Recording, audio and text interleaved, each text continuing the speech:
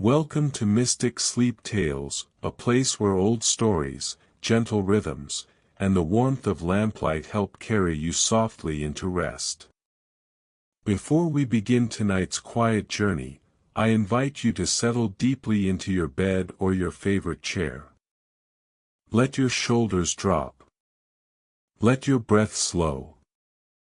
Close your eyes if you wish, or let them rest half open, unfocused, as though gazing into a distant, peaceful place. Tonight, we are not seeking adventure or surprise. We are stepping into a small, warm room at the edge of a city, where the world grows still, and time moves like the turning of a page. Let my voice guide you gently, and allow yourself to drift wherever the story leads. The railway station stood at the northern edge of the city, where the streets began to lose their names and the buildings grew lower and more weathered, as though the weight of industry and progress had pressed them into the earth. It was not a grand terminus, not one of those cathedral-like structures with vaulted iron ceilings and platforms numbered into the dozens. This was a smaller place, a station of modest function, serving the outer boroughs and the villages that lay beyond the smoke and stone of London proper. Its platforms were narrow, its shelters simple, and its waiting room a single rectangular chamber tucked against the western wall, facing away from the tracks so that travelers might be spared the worst of the wind. The building itself was old, though not ancient. It had been constructed sometime in the middle years of the previous century, when the railways were still new enough to inspire optimism, but established enough to require permanence. The bricks were a deep, muted red, darkened over the decades by coal smoke and rain, and the mortar between them had softened and crumbled in places, though not enough to threaten the structure. The roof was slate, its tiles uneven and patched here and there with replacements that did not quite match the originals. A single chimney rose from the center, and from it, on cold evenings, a thin column of smoke would rise and dissipate into the gray sky above. The waiting room had a single door, painted a dark green that had faded to something closer to moss, and beside it, a window with 4 panes of glass, each slightly clouded with age. The glass was not perfectly flat, it had the faint ripples and imperfections of older manufacturing, so that the lamplight within seemed to waver and swim when viewed from the platform outside. Above the door, a wooden sign hung on 2 iron brackets, its letters carved and painted in white, "Waiting Room." The paint had chipped away in places, but the words were still legible, still serving their quiet purpose.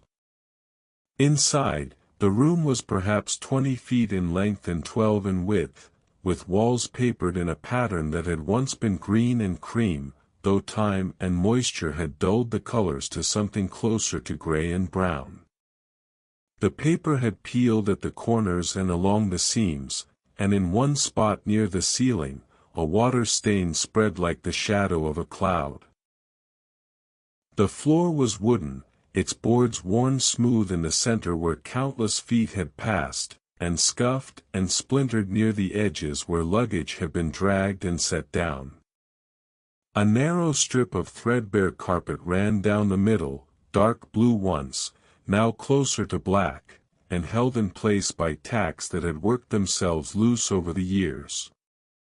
The furniture was simple and sturdy. 3 long benches, made of oak or something similar, stood in a row along the far wall, each one scratched and dented, their surfaces polished not by care but by the friction of wool coats and leather bags. The armrests at either end were rounded and smooth, the wood darkened by the oils of human hands.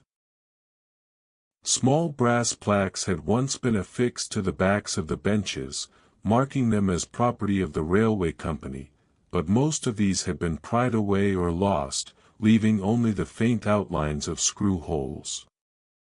Against the opposite wall stood a coal stove, black and squat, with a pipe that rose and bent sharply before disappearing into the wall above. The stove was old, its surface dull with use, and its door, which opened to reveal the glowing coals within, was held shut by a simple latch that rattled faintly when the fire burned hot. Beside the stove, a coal scuttle sat on the floor, its handle wrapped in a strip of cloth to protect the hand from the cold metal. A small brush and shovel leaned against the wall, their bristles and edges blackened with soot. The room's single window faced the platform, and through it, one could see the tracks beyond, the signal posts, and the low rooftops of the city stretching away into the distance. At this hour, with the last train of the evening already departed, the platform was empty, the tracks silent, and the signals all set to red.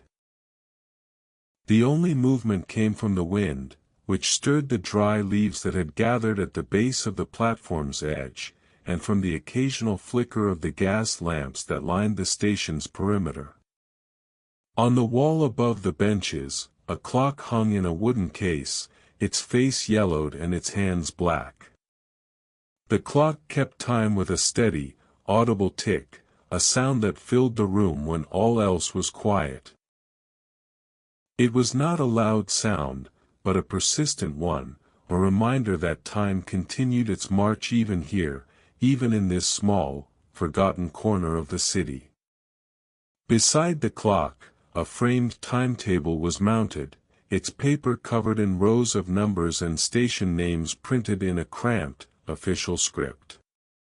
The ink had faded, and the paper had yellowed, but the information was still legible, though many of the listed trains no longer ran. A second door, smaller and narrower than the main entrance, stood in the corner opposite the stove.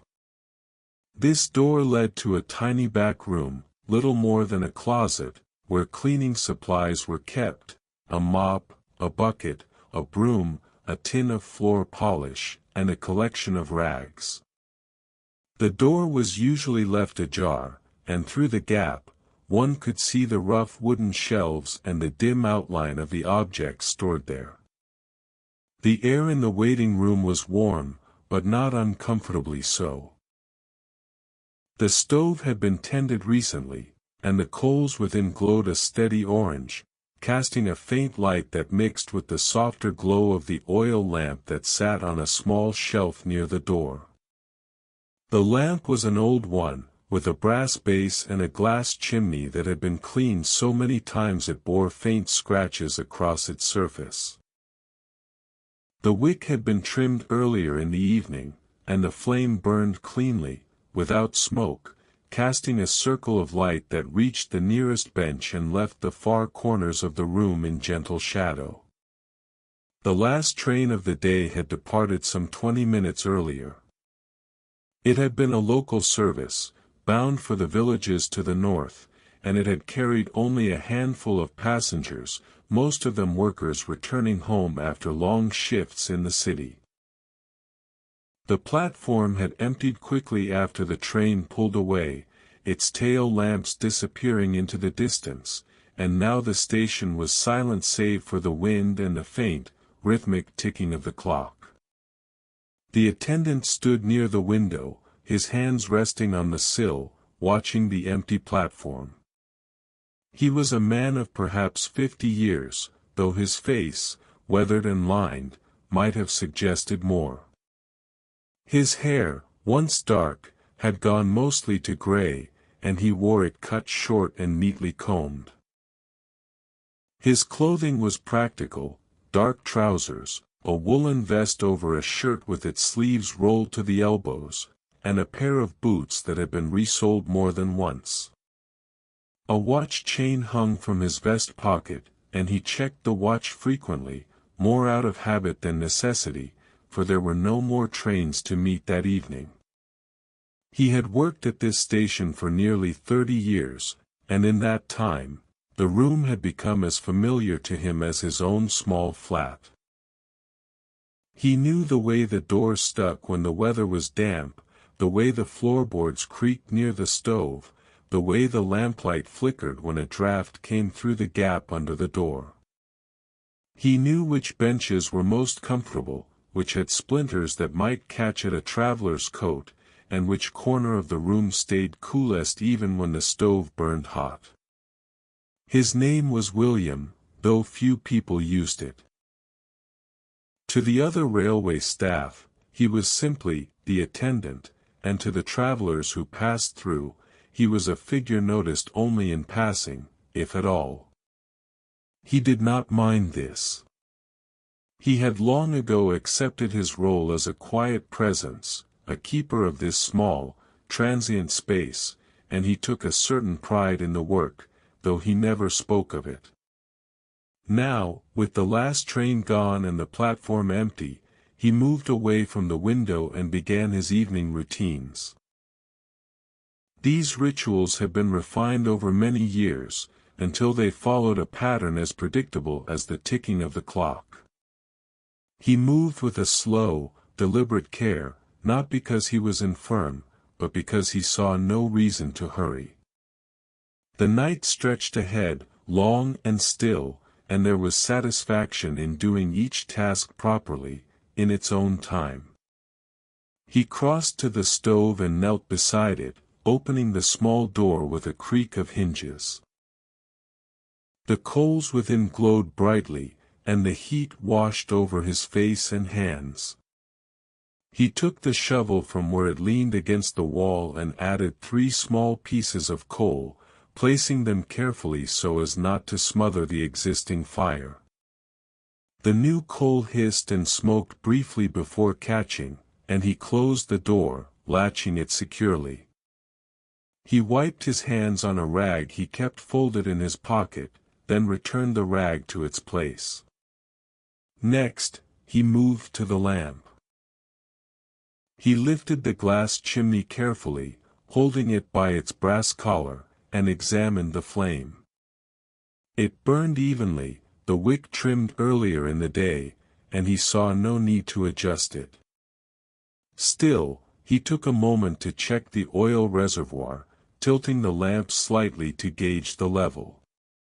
There was enough to last the night, with some to spare. Satisfied, he replaced the chimney and set the lamp back on its shelf. He turned his attention to the floor. A broom stood in the corner, its bristles worn but still serviceable, and he took it in hand and began to sweep. He started near the door, where travelers often tracked in dirt and leaves, and worked his way methodically across the room. The broom whispered softly against the floorboards, pushing small piles of dust and debris toward the center, where he gathered them and swept them into a dustpan. He carried the dustpan to the back room and emptied it into a metal bin, then returned the broom to its place. The benches required attention next. He moved along them one by one, brushing away any dust or crumbs with his hand, straightening the worn cushions that had been placed on 2 of them, and checking for any damage. On the middle bench, he found a small tear in the fabric of one cushion, and he made a mental note to mend it in the coming days. For now, he simply turned the cushion so that the tear faced downward, out of sight. On the bench nearest the window, someone had left a folded newspaper. He picked it up and glanced at the date, 3 days old. The paper was creased and smudged, its pages dog-eared, but still legible.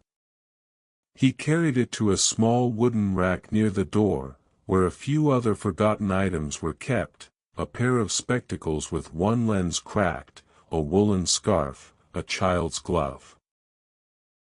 These items would remain here for a time, in case their owners returned to claim them, though in his experience, most never did. He paused for a moment, standing in the center of the room, and allowed himself to simply listen. The clock ticked. The coals in the stove shifted with a faint rustle. Beyond the walls, the wind moved through the station's iron framework, producing a low, distant hum.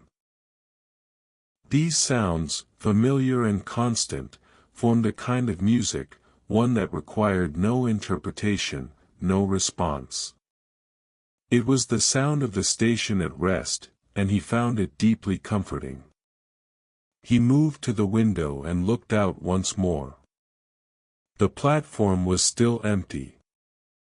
The lamps along its length burned steadily, their light casting long shadows across the tracks. In the distance, the city's glow softened the horizon, but here, at the station's edge, the darkness was almost complete.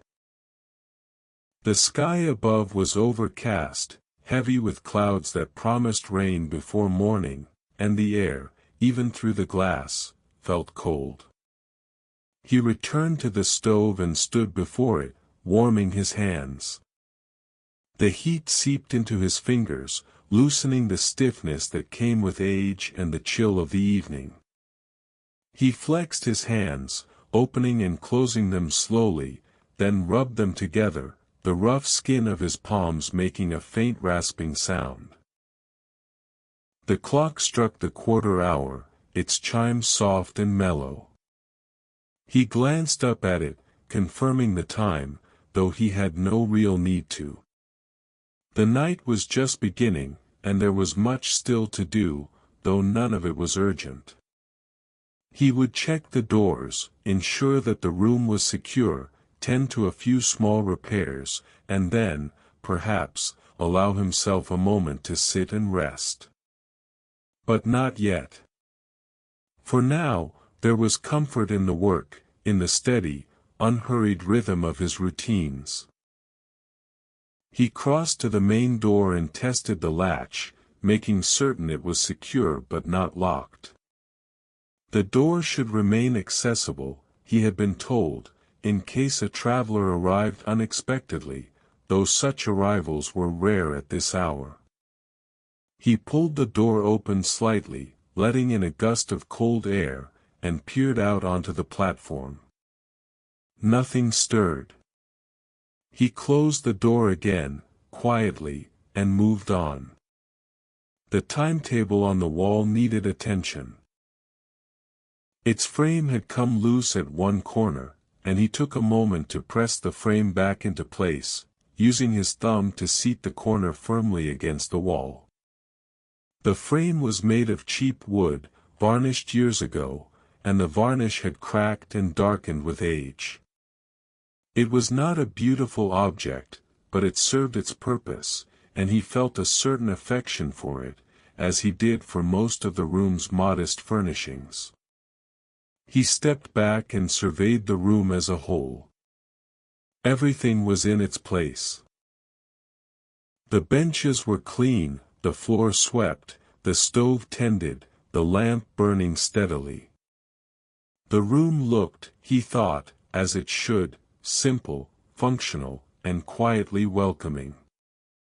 It was not a place where anyone would choose to linger, but it was a place where one could wait in comfort, sheltered from the cold, and that was enough.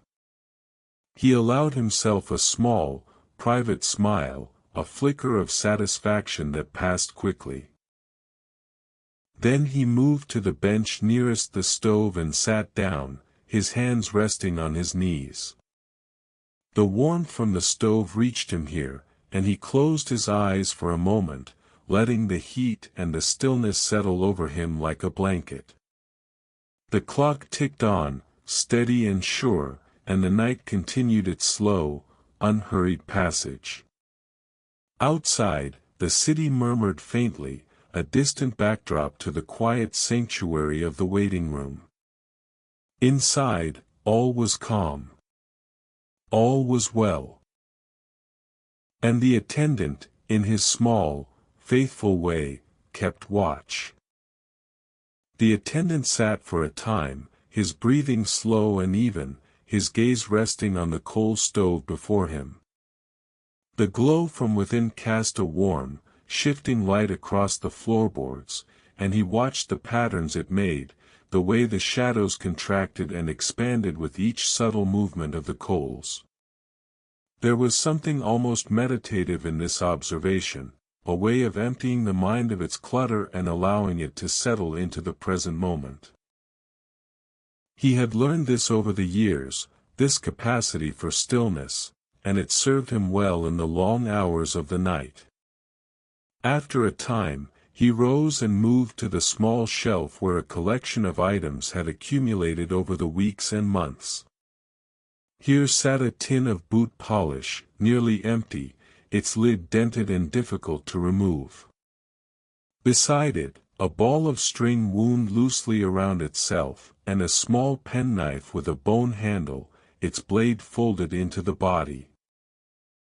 There was also a stub of pencil, worn down to little more than 2 inches, and a notebook with a cover of mottled brown cardboard. The notebook contained records of his shifts, observations about repairs that needed making, and occasional notes about travelers who had left belongings behind. He took the notebook in hand and opened it to the most recent page. The entries were written in a careful, slanting hand, each line brief and factual. He read through the last few days' notes, mostly mundane details: a loose screw on the middle bench, a passenger who had inquired about the next morning's departures, a broken pane of glass in the station's ticket office that had since been replaced. He added a new entry now, noting the time, the weather, and the fact that the last train had departed on schedule. He wrote slowly, pressing the pencil firmly against the paper, forming each letter with deliberate care. When he finished, he closed the notebook and returned it to the shelf, placing the pencil beside it. He wiped his hands on his trousers, then turned his attention to the window once more. The glass had begun to fog slightly on the inside, a sign that the temperature outside was dropping. He moved closer and used the sleeve of his shirt to wipe away the condensation, clearing a small circle through which he could see the platform more clearly. The lamps outside swayed gently in the wind, their flames protected by glass housings but still flickering slightly with each gust. The light they cast was a pale yellow, warmer than the electric lights that had been installed at some of the larger stations, but not as bright. He preferred these older lamps. They seemed more honest somehow, more in keeping with the character of the place. He stepped back from the window and surveyed the room again. His eyes moved across the familiar objects. The benches, the stove, the clock, the timetable, the small rack of lost items. Each thing had its place, its function, and he took comfort in the orderliness of it all. There was a kind of dignity, he thought, in maintaining a space well, even if that space was modest and largely unnoticed by the world. He crossed to the back room and retrieved a rag and a tin of metal polish. Returning to the main room, he knelt beside the stove and began to polish the latch on its door. The latch was made of iron and had grown dull and slightly rusted over time. He applied the polish with small, circular motions, working it into the metal until it began to gleam faintly in the lamplight. The work was slow and required patience, but he did not mind. There was satisfaction in seeing the transformation, in restoring even a small measure of luster to an object that had been neglected. When the latch was polished to his satisfaction, he moved on to the door hinges, applying a few drops of oil from a small can he kept in the back room. The hinges had begun to squeak recently, a high, grating sound that disturbed the room's quietness. He worked the oil into the joints, opening and closing the door several times until the squeak was gone and the movement was smooth. He wiped away the excess oil with the rag, then stood and examined his work. The door now opened and closed silently, and the latch gleamed faintly. It was a small improvement, but it pleased him. He returned the rag and the polish to the back room, then washed his hands at the small sink that stood in the corner there. The water was cold, drawn from a tap connected to the station's main line, and it stung his hands as he scrubbed away the polish and oil. He dried his hands on a towel that hung from a nail on the wall, then returned to the main room. The clock now read 9:30. The evening was still young, by the standards of the city beyond, but here at the station, it felt late. The rhythm of the place was tied to the trains, and with the last departure already gone, the night had taken on a different quality, one of suspension and quiet anticipation. There would be no more arrivals until morning, no more bustle of passengers, no more announcements echoing across the platform. The station had entered its nocturnal state, and the waiting room had become a refuge not for travelers, but for the attendant himself. He moved to the bench nearest the lamp and sat down, this time allowing himself to lean back against the wall. The wood was hard and cool against his shoulders, but not uncomfortable. He folded his hands in his lap and let his gaze wander around the room. The lamplight threw soft shadows across the walls, and the patterns of the old wallpaper seemed to shift and change in the flickering glow. He noticed details he had not attended to in some time, a small stain on the ceiling near the corner, shaped almost like a bird in flight, a knot in one of the floorboards that resembled an eye, the way the paint on the window frame had bubbled and cracked near the bottom, where moisture had seeped in over the years. These imperfections did not trouble him. They were part of the room's history, its character. A place that was too perfect, too pristine, would not have felt welcoming. It was the wear and the age, the accumulated marks of time and use, that gave the room its warmth. He thought about the travelers who had passed through this space over the decades. Thousands of them, certainly, perhaps tens of thousands.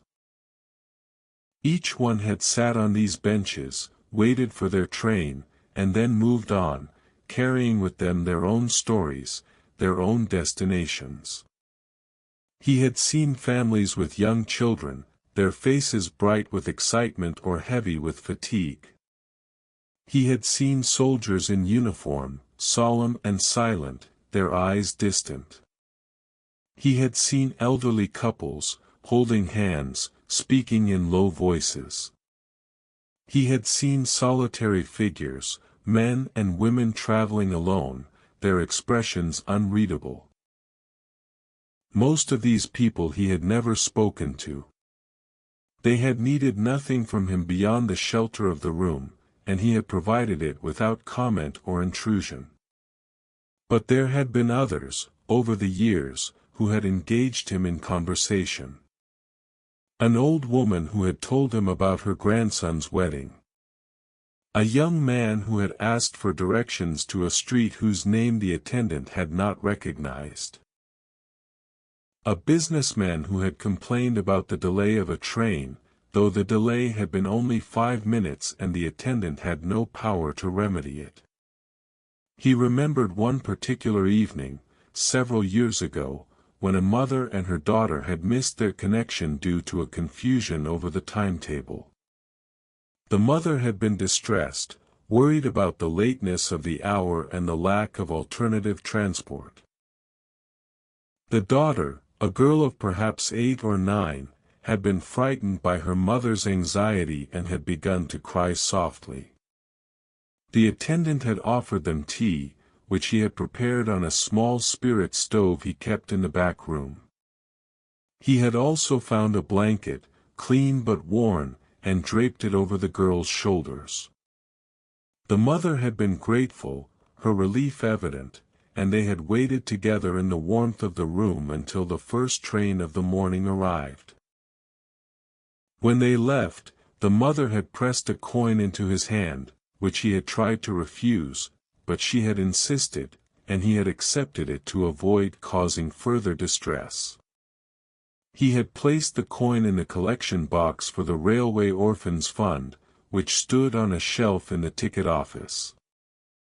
That memory, like so many others, had become part of the room's fabric, woven into the silence and the lamplight and the steady ticking of the clock. He did not dwell on such memories often, but when they surfaced, as they did sometimes in the quiet hours, they brought with them a gentle warmth, a reminder that his work, though humble, had occasionally touched the lives of others in small, meaningful ways. He shifted his position on the bench, stretching his legs out before him. His knees ached slightly, a reminder of the many hours spent on his feet, and he flexed them carefully, feeling the joints pop softly. Age was making itself known in these small ways, but he did not resent it. It was simply the passage of time, inevitable and universal, and he accepted it as he accepted the changing seasons and the rhythm of the trains. The stove's coals shifted again, and he rose to check on them. Opening the door, he saw that the fire was still strong, but he added another small piece of coal nonetheless, ensuring that the warmth would last through the night. The coal caught quickly, flaring briefly before settling into a steady glow. He closed the door and returned to the bench. He thought about the city beyond the station's walls. At this hour, the streets would still be busy in some quarters. The theaters would be letting out, their audiences spilling onto the pavements in a chatter of voices and rustling silk. The public houses would be full, their windows glowing with light, their interiors thick with the smell of ale and tobacco.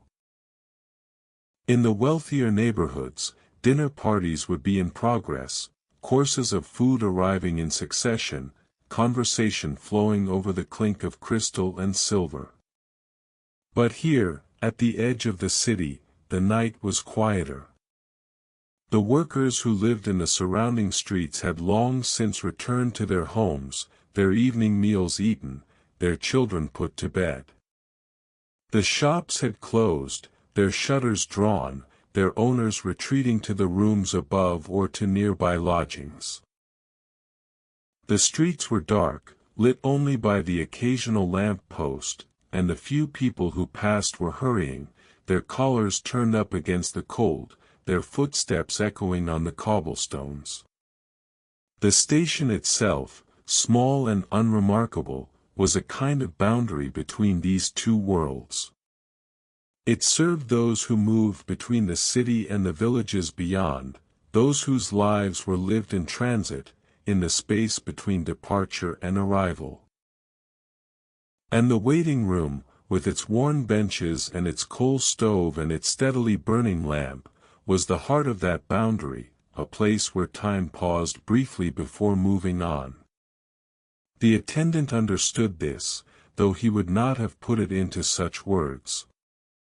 He understood that his role was to maintain this pause, to ensure that the room remained a place of shelter and warmth, however temporary. It was not a grand purpose, but it was a real one, and he fulfilled it with a quiet diligence that required no recognition or praise. He rose from the bench and moved to the timetable on the wall. He had looked at it countless times, but he looked at it now with fresh eyes, reading through the list of stations and departure times. Some of the names were familiar to him from his youth, villages he had visited with his parents or places he had passed through on his own travels. Others he had never seen, though he knew their names from the maps and the railway guides. Each name carried with it a sense of place, a geography of fields and hedgerows, of market squares and church spires, of lives lived quietly in the shadow of the city but distinct from it. He traced his finger down the list, stopping at one name in particular, Ashford Green. It was a small village, no more than a few hundred souls, and it lay some 15 miles to the north.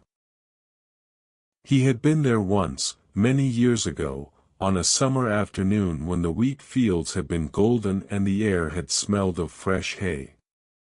He had walked from the station to the village green, where a fair had been in progress, with stalls selling cakes and ribbons and a man playing a fiddle for a circle of dancers. He had stayed only an hour before returning to catch the train back to the city, but the memory of that afternoon had stayed with him, a small pocket of brightness in the long years of his life.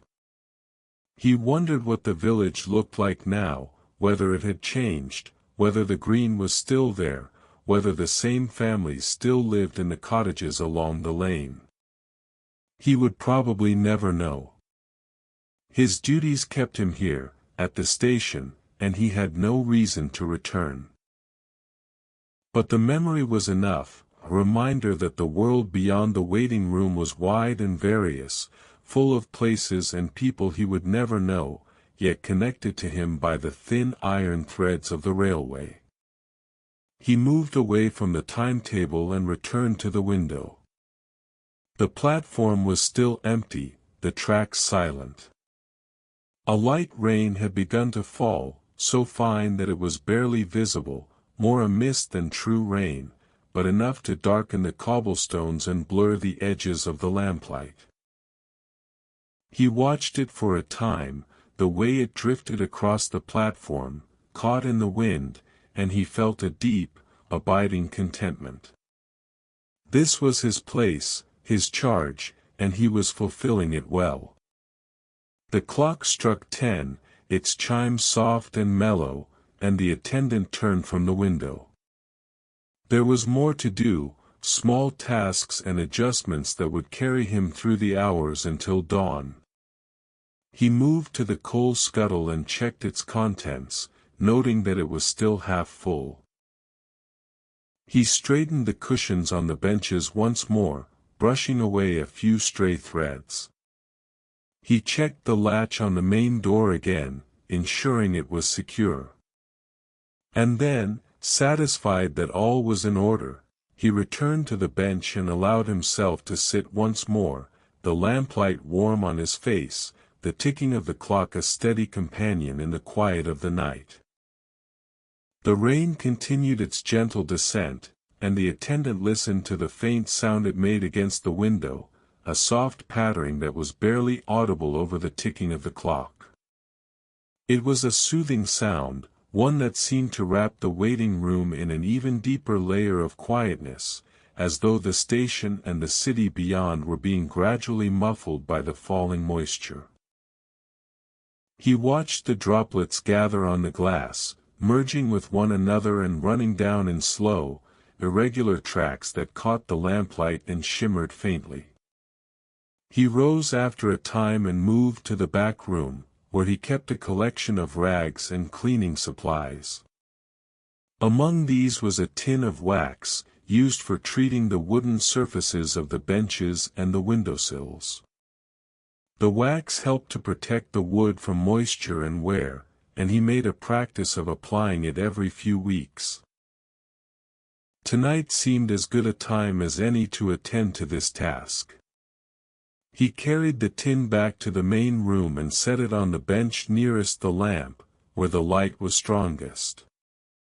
Opening the tin, he breathed in the faint, pleasant scent of beeswax and turpentine.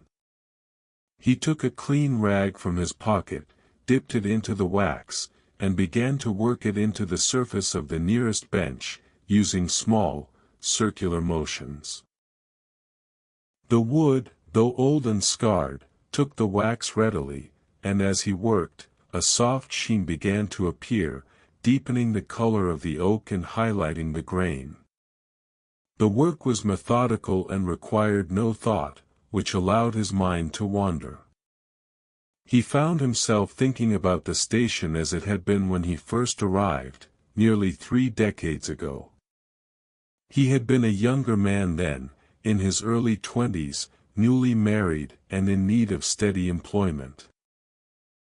The position of waiting room attendant had not been his first choice, but it had been available, and the pay, though modest, had been reliable.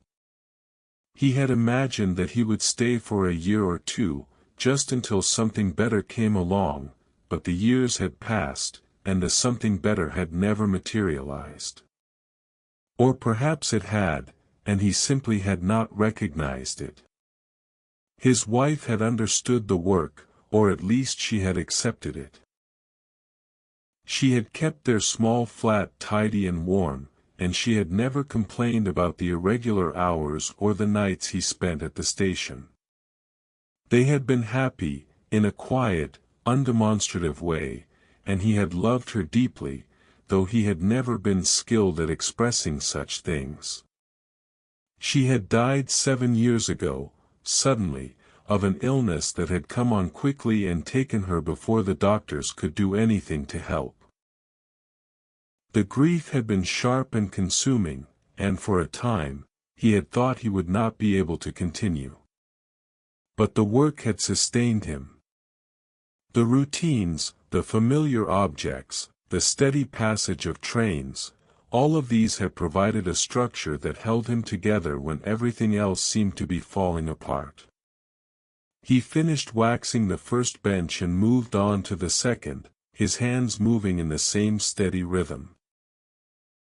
The memory of his wife was not painful now, not in the way it had been in those first months and years. It had softened into something gentler, a presence that lingered in the background of his thoughts, like the scent of her lavender soap or the sound of her humming as she worked in the kitchen. He still missed her, of course, but the missing had become a part of him, woven into the fabric of his days, and he carried it without bitterness. He thought, too, about the children they had never had. It was a sorrow they had shared silently, never discussing it directly, but always aware of the absence. He sometimes wondered what his life might have been like if there had been children, if there had been the noise and chaos and joy that children bring. But such speculation was pointless.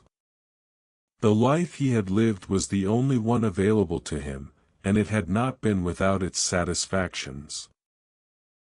He finished the second bench and began on the third. The wax was nearly gone now, the tin almost empty, and he made a mental note to request more from the station master when next they spoke. The benches, with their fresh coating of wax, gleamed softly in the lamplight, and he felt a quiet pride in the work. It was a small thing, perhaps, but it was done well, and that mattered. When the benches were finished, he turned his attention to the windowsills. These, too, were wooden, though of a lighter, softer wood than the benches, and they had suffered more from the moisture and the sunlight that came through the glass.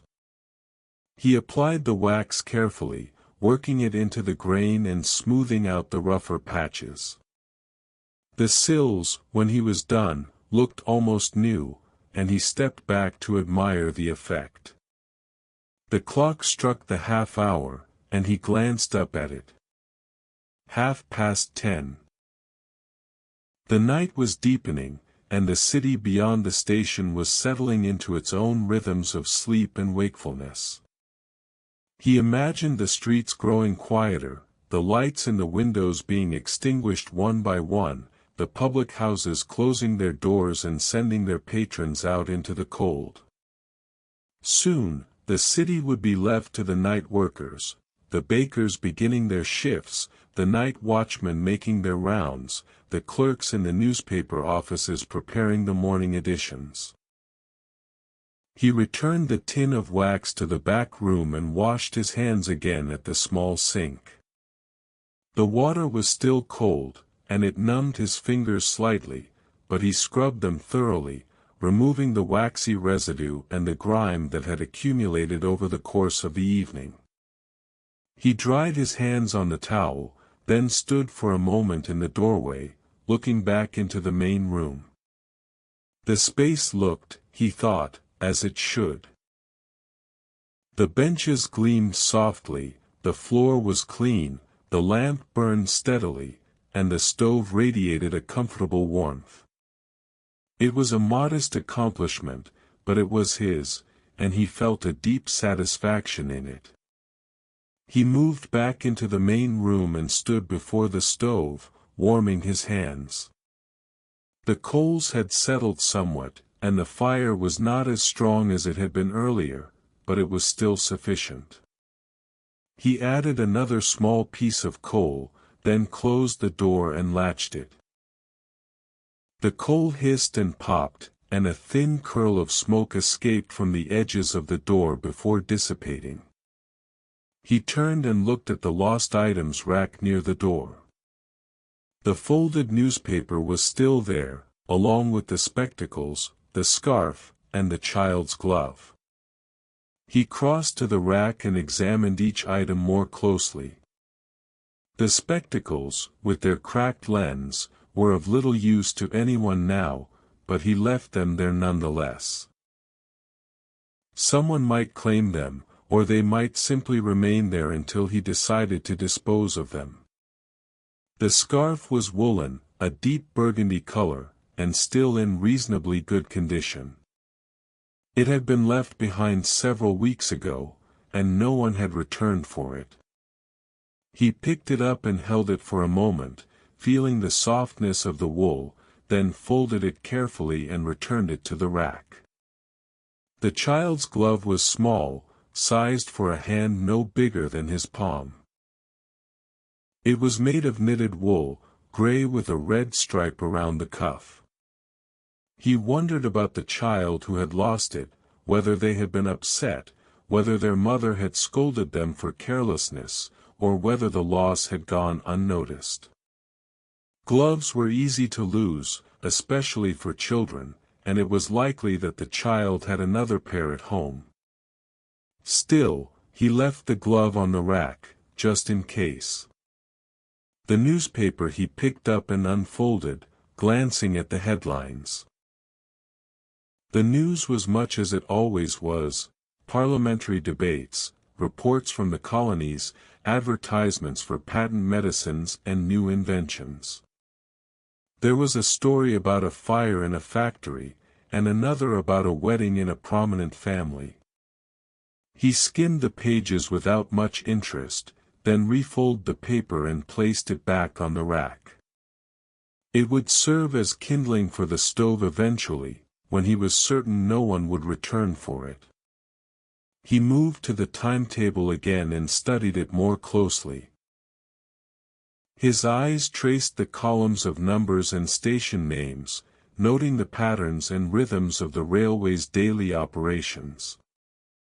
The first train of the morning would arrive at 5:15, a milk train coming down from the villages to the north. After that, there would be a steady stream of trains throughout the day, carrying workers into the city in the morning and returning them home in the evening. The rhythm was as predictable as the seasons, and he had come to know it intimately. He thought about the people who rode those trains, the lives they led, the places they traveled between. Some were regular commuters, faces he recognized even if he did not know their names. Others were occasional travelers, visiting relatives or conducting business. And some were strangers, passing through only once, their faces glimpsed briefly and then forgotten.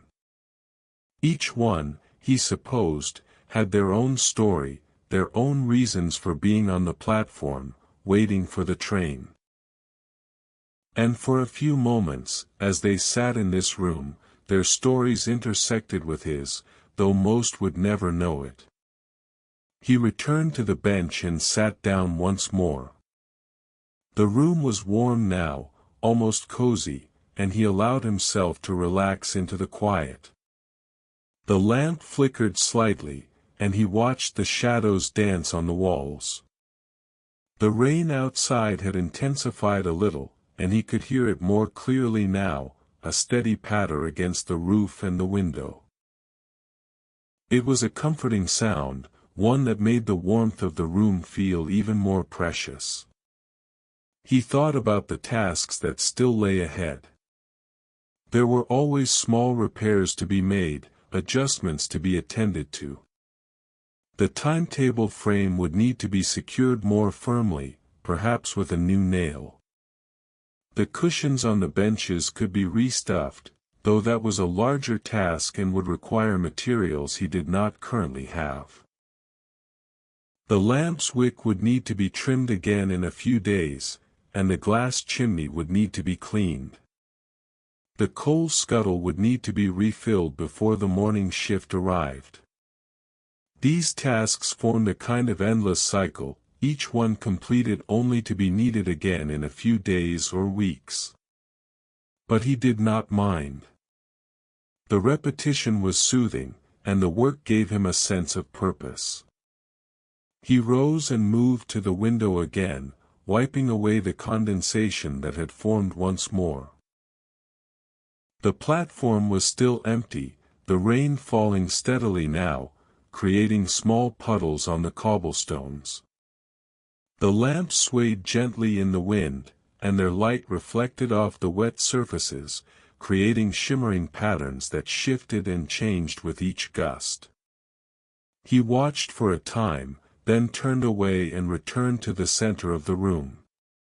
The clock read 11:15. The night was advancing, but there was still much of it left, and he felt no urgency to rush through his tasks. The room would be here, waiting, and he would tend to it as he always had, with care and diligence, until the morning came and the trains began to run again. He moved to the back room and retrieved a small box from one of the shelves. Inside the box were various odds and ends, nails, screws, a small hammer, a screwdriver, a length of wire, and a few other tools.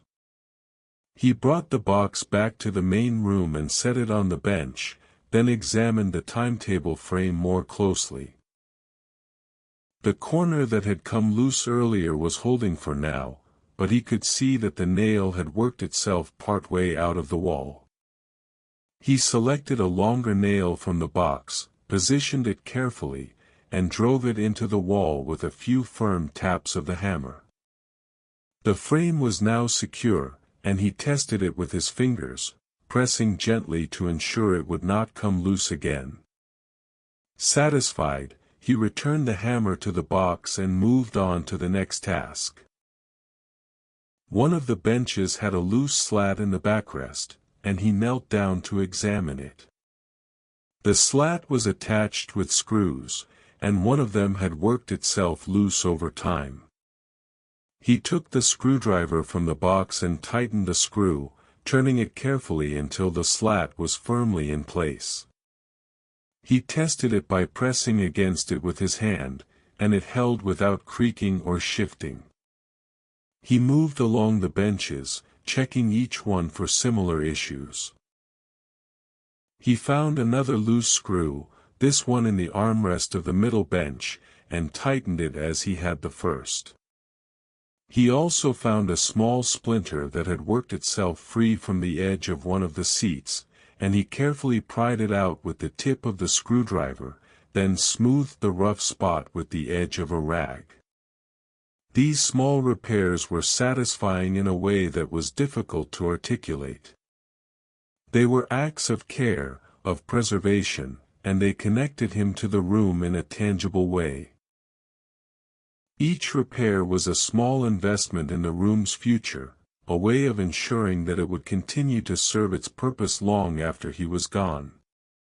He did not think about this explicitly, but he felt it nonetheless, a quiet sense of stewardship that ran deeper than words.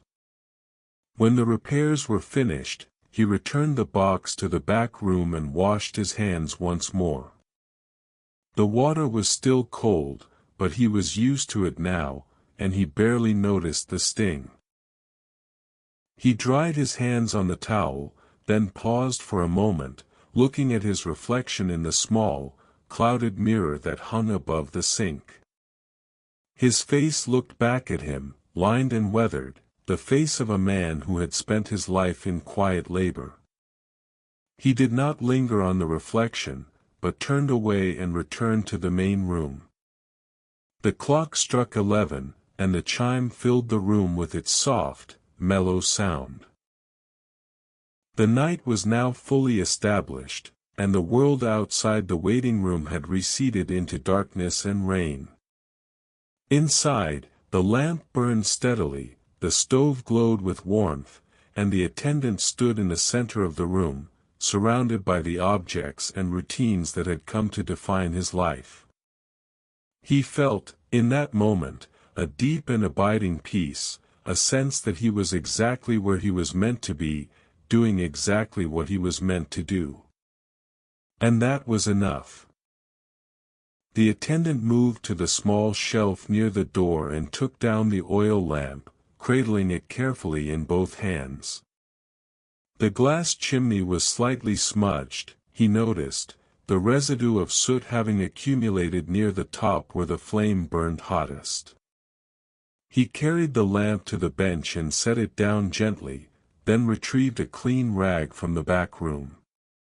The task of cleaning the lamp was one he performed regularly, perhaps once every few days, and he had developed a practiced efficiency in it.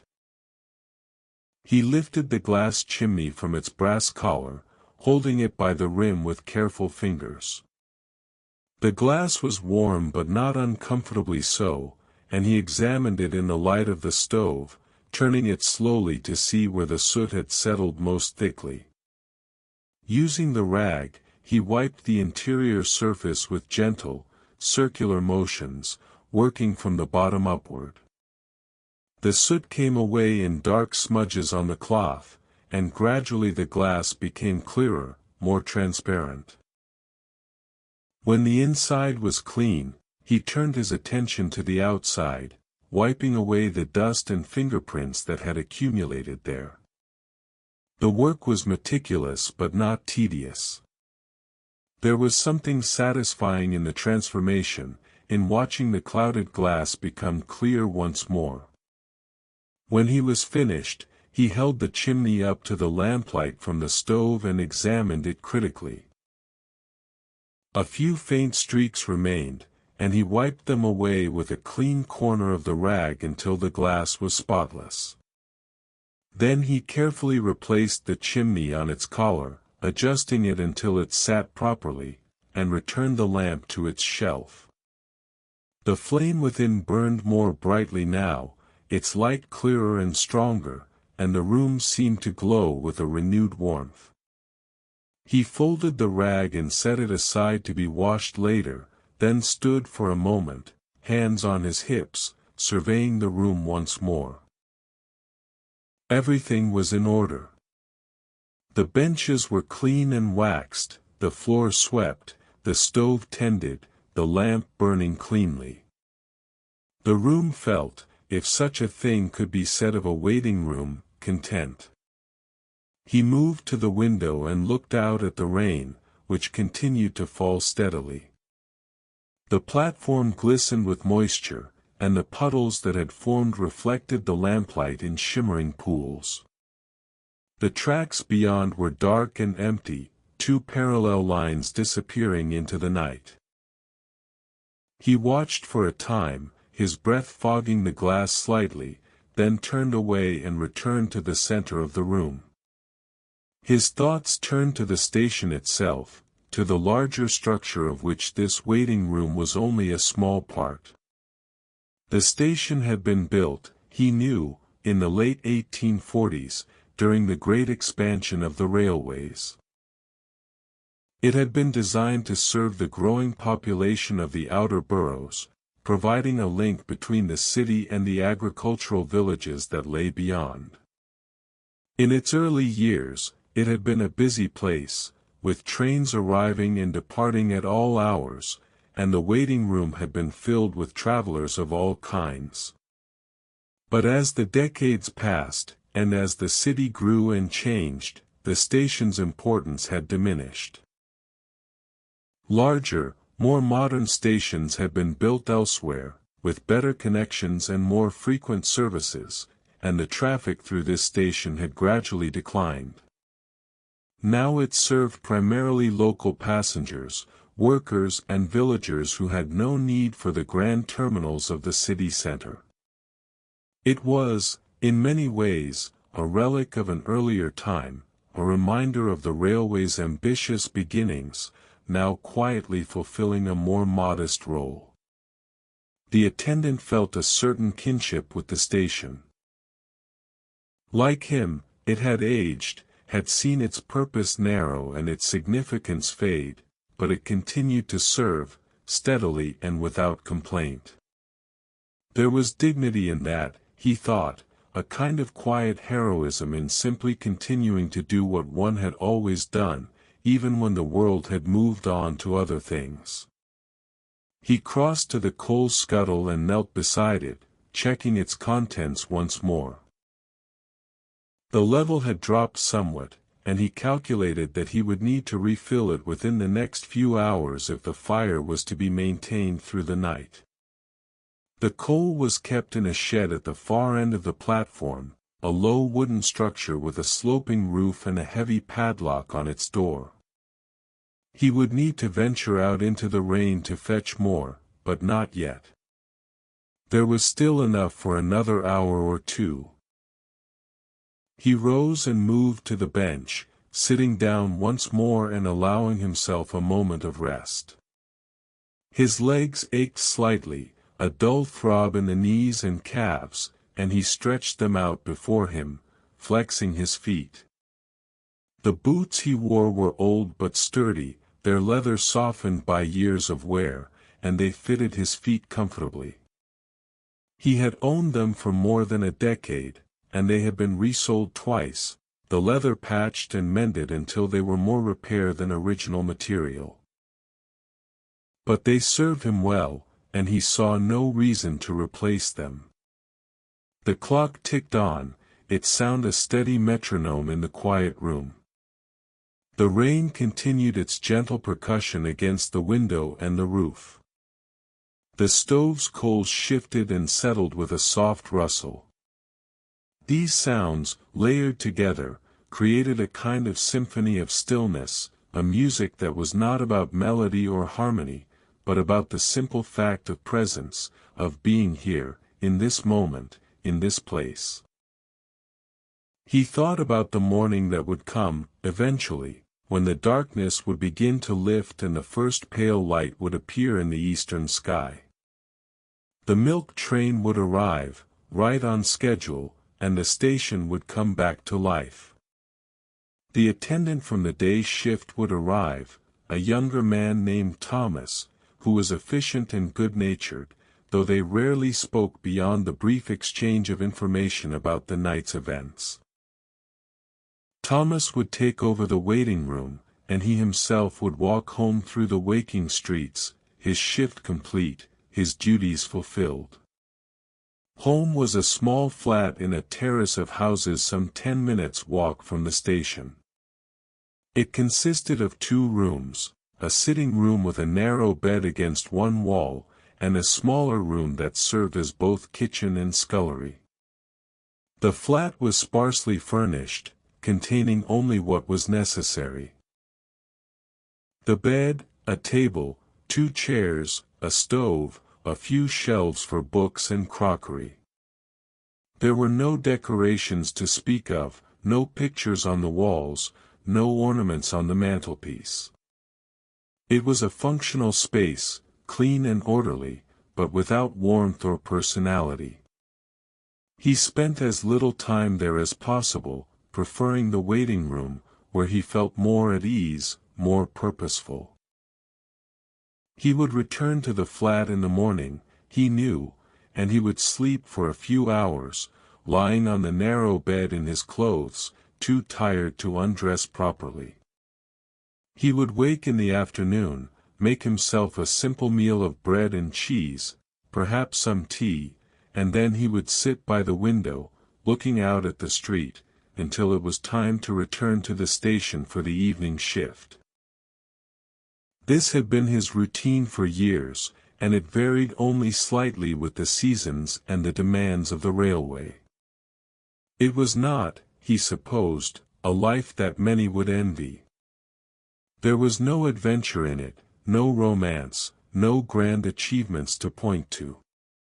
But it was a life that he understood, a life that made sense to him, and he had long ago given up any notion that it might be otherwise.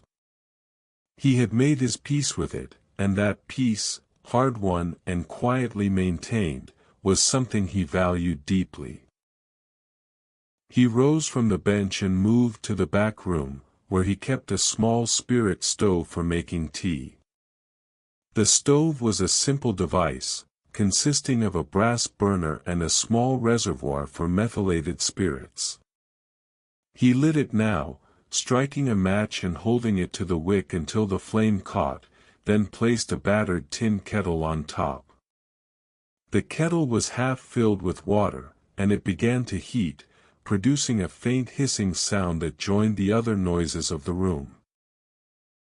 While the water heated, he took down a chipped enamel mug from a shelf and placed a pinch of tea leaves into it, measuring by eye rather than by spoon. The tea was cheap, strong stuff, but it was hot and bracing, and it would help to keep him alert through the remaining hours of the night. When the kettle began to steam, he poured the water over the tea leaves, filling the mug nearly to the brim, then set the kettle aside to cool. He carried the mug back to the main room and stood by the stove, sipping the tea slowly. It was bitter and very hot, and it scalded his tongue slightly, but he did not mind. The heat spread through him, warming his chest and belly, and he felt a renewed alertness, a sharpening of his senses. He drank the tea in small, careful sips, letting each mouthful cool slightly before swallowing. As he stood there, he heard a sound from outside, faint but distinct, the scrape of footsteps on the platform. He set down the mug and moved to the window, peering out into the rain-darkened night. A figure was approaching, moving slowly along the platform, hunched against the rain. The attendant watched as the figure drew closer, and he could see now that it was a man, elderly and stooped, dressed in a long overcoat that glistened with moisture. The man's steps were unsteady, and he leaned heavily on a walking stick that tapped against the cobblestones with each stride. The attendant moved to the door and opened it, allowing a gust of cold, wet air to sweep into the room. The man looked up at the sound, and his face, pale and deeply lined, broke into an expression of relief. He quickened his pace as much as he was able and reached the doorway a moment later, breathing heavily. "Come in, sir," the attendant said, stepping aside to allow the man to enter. "You're caught in a difficult night." The man nodded, too breathless to speak, and shuffled into the room. Water dripped from the hem of his coat and from the brim of his hat, pooling on the floorboards. The attendant closed the door behind him and gestured toward the bench nearest the stove. "Sit yourself down, sir," he said. "You'll want to warm up." The man made his way to the bench and lowered himself onto it with a groan of relief. He leaned his walking stick against the wall and removed his hat, revealing a head of thin white hair plastered to his scalp by the rain. He sat for a moment, catching his breath, his chest rising and falling beneath his coat. "Thank you," he said at last, his voice hoarse and thin. "I wasn't certain I'd make it this far." "Missed the last train, did you?" the attendant asked, moving to stand near the stove. The man nodded. I did. Foolish of me. I thought I had more time, but I misjudged. I'm not as quick as I used to be. No harm in it, the attendant said. You're safe and dry now. The next train won't be until morning, but you're welcome to wait here. The man looked around the room, taking in the warmth, the lamplight, the simple furnishings. You're very kind, he said. I'll not be a burden, I hope. No burden at all, the attendant replied. It's what the room is for. He moved to the back room and retrieved a towel, which he handed to the man. Dry yourself off a bit, sir. I'll make you some tea. The man accepted the towel gratefully and began to pat at his face and hair. The attendant returned to the spirit stove and refilled the kettle, setting it to heat once more. He took down a second mug, this one slightly less chipped than his own, and prepared the tea as he had before. When the tea was ready, he carried it to the man and placed it in his hands. The man wrapped his fingers around the mug, drawing warmth from it, and inhaled the steam with a sigh of contentment. Thank you, he said again. You're a good man. The attendant shook his head. Just doing my work, sir. They sat in companionable silence for a time, the man sipping his tea, the attendant standing near the stove. The rain outside seemed to ease slightly, the pattering against the window growing softer. The clock ticked on, marking the passage of time with its steady, unhurried rhythm.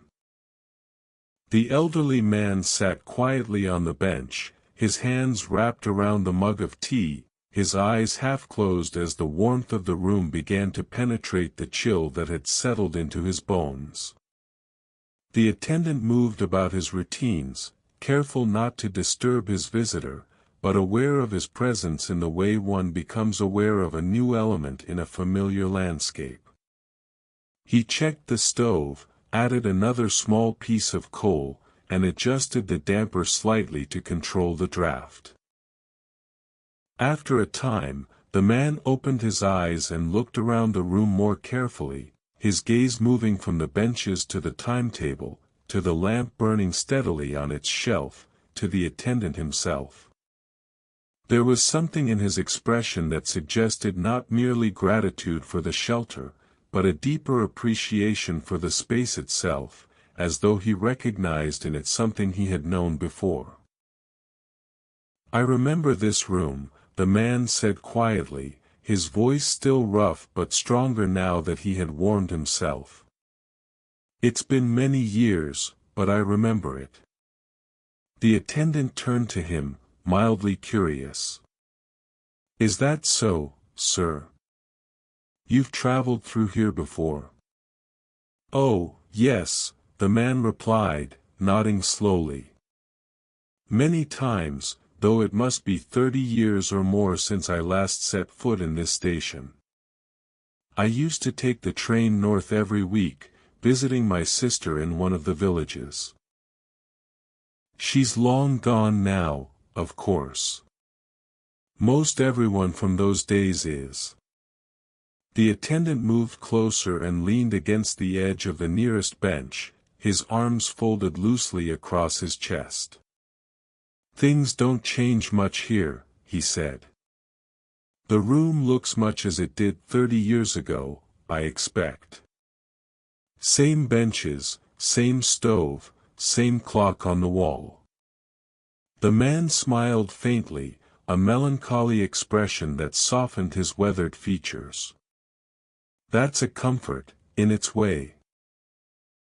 So much of the world rushes forward, tearing down the old to make way for the new. It's good to find something that remains. They fell silent again, but it was not an uncomfortable silence. The man continued to sip his tea, and the attendant returned to his work, moving to the window to check the condition of the platform outside. The rain had indeed eased, though it had not stopped entirely, and the wind had dropped, so that the lamps no longer swayed but burned steadily, their light casting sharp reflections on the wet cobblestones. "May I ask," the man said after a while, "have you worked here long?" "Near 30 years, the attendant replied, turning from the window. "I came here as a young man, and I've been here ever since." The man's eyebrows rose slightly. 30 years in the same position. That's a rare thing these days. Most men move about, seeking advancement or change. The attendant shrugged. "I've no complaints. The work suits me, and I've grown accustomed to it. I suppose you could say the room and I have grown old together." The man chuckled softly. "A faithful marriage, then." "Something like that," the attendant agreed, a faint smile touching his lips. The man set his empty mug on the bench beside him and leaned back, his hands resting on his knees. "You know," he said, "I don't think I ever paid much attention to this room when I used to pass through. It was just a place to wait, nothing more. But sitting here now, with nowhere else to go and all the time in the world, I find myself noticing things.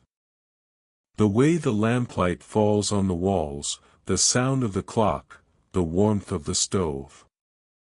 It's a good room. A kind room." The attendant felt a small, unexpected warmth in his chest at these words. "Thank you, sir," he said quietly. "I do my best to keep it so." The man nodded, his eyes drifting closed again, and within a few minutes, his breathing had deepened and slowed. He had dozed off, his head tilting slightly to one side, his hands still resting on his knees. The attendant watched him for a moment, then moved quietly to the back room and retrieved a blanket from the shelf where such things were kept. It was a plain woolen blanket, somewhat worn but clean, and he draped it carefully over the man's shoulders and lap, tucking it in gently so as not to wake him. The man stirred slightly but did not wake, and the attendant stepped back, satisfied. He returned to his own bench and sat down, his gaze moving to the sleeping figure. It was not uncommon for travelers to fall asleep in the waiting room, especially during the winter months when the nights were long and the trains infrequent. The attendant did not mind. In fact, he took a certain quiet satisfaction in knowing that the room could offer not just shelter, but rest, a brief respite from the demands and uncertainties of the world outside. The clock struck midnight, its chime soft and measured, and the attendant glanced up at it. The night was now at its deepest point, the hours stretching ahead until dawn. He felt no fatigue, only a steady alertness, a sense of being present in the moment. The rain had stopped now, he realized, listening to the silence where the pattering had been. The wind, too, had died away, and the night outside was still and quiet. He rose and moved to the window, looking out at the platform. The puddles remained, their surfaces smooth and dark, reflecting the lamplight like mirrors. The tracks beyond were empty and silent, waiting for the morning's trains. The sky above was still heavy with clouds, but here and there, a few stars had begun to appear, faint and distant, their light barely visible through the gaps in the cloud cover. The attendant stood there for a long time, his hands resting on the windowsill, his mind quiet and still. There was something profoundly peaceful about this hour, this place, this moment. The city beyond was asleep, or nearly so, and the station was suspended in a kind of timeless quiet, a pocket of stillness in the midst of the world's constant motion. After a time, he turned from the window and moved to the back room. The coal scuttle was now quite low, and he knew he would need to venture out to the coal shed soon if the fire was to be maintained through the remaining hours of the night. He took down a heavy coat from a peg on the wall, an old garment of thick wool that smelled faintly of coal smoke and damp, and pulled it on over his vest. He found a cap, too, and settled it on his head, then took a lantern from the shelf and lit it, adjusting the wick until the flame burned brightly. He returned to the main room and glanced at the sleeping man, who had not moved. Satisfied that his visitor was comfortable, the attendant moved to the door and opened it quietly, stepping out onto the platform. The cold air struck him immediately, sharp and bracing, and he paused for a moment, allowing his eyes to adjust to the darkness beyond the circle of light cast by his lantern.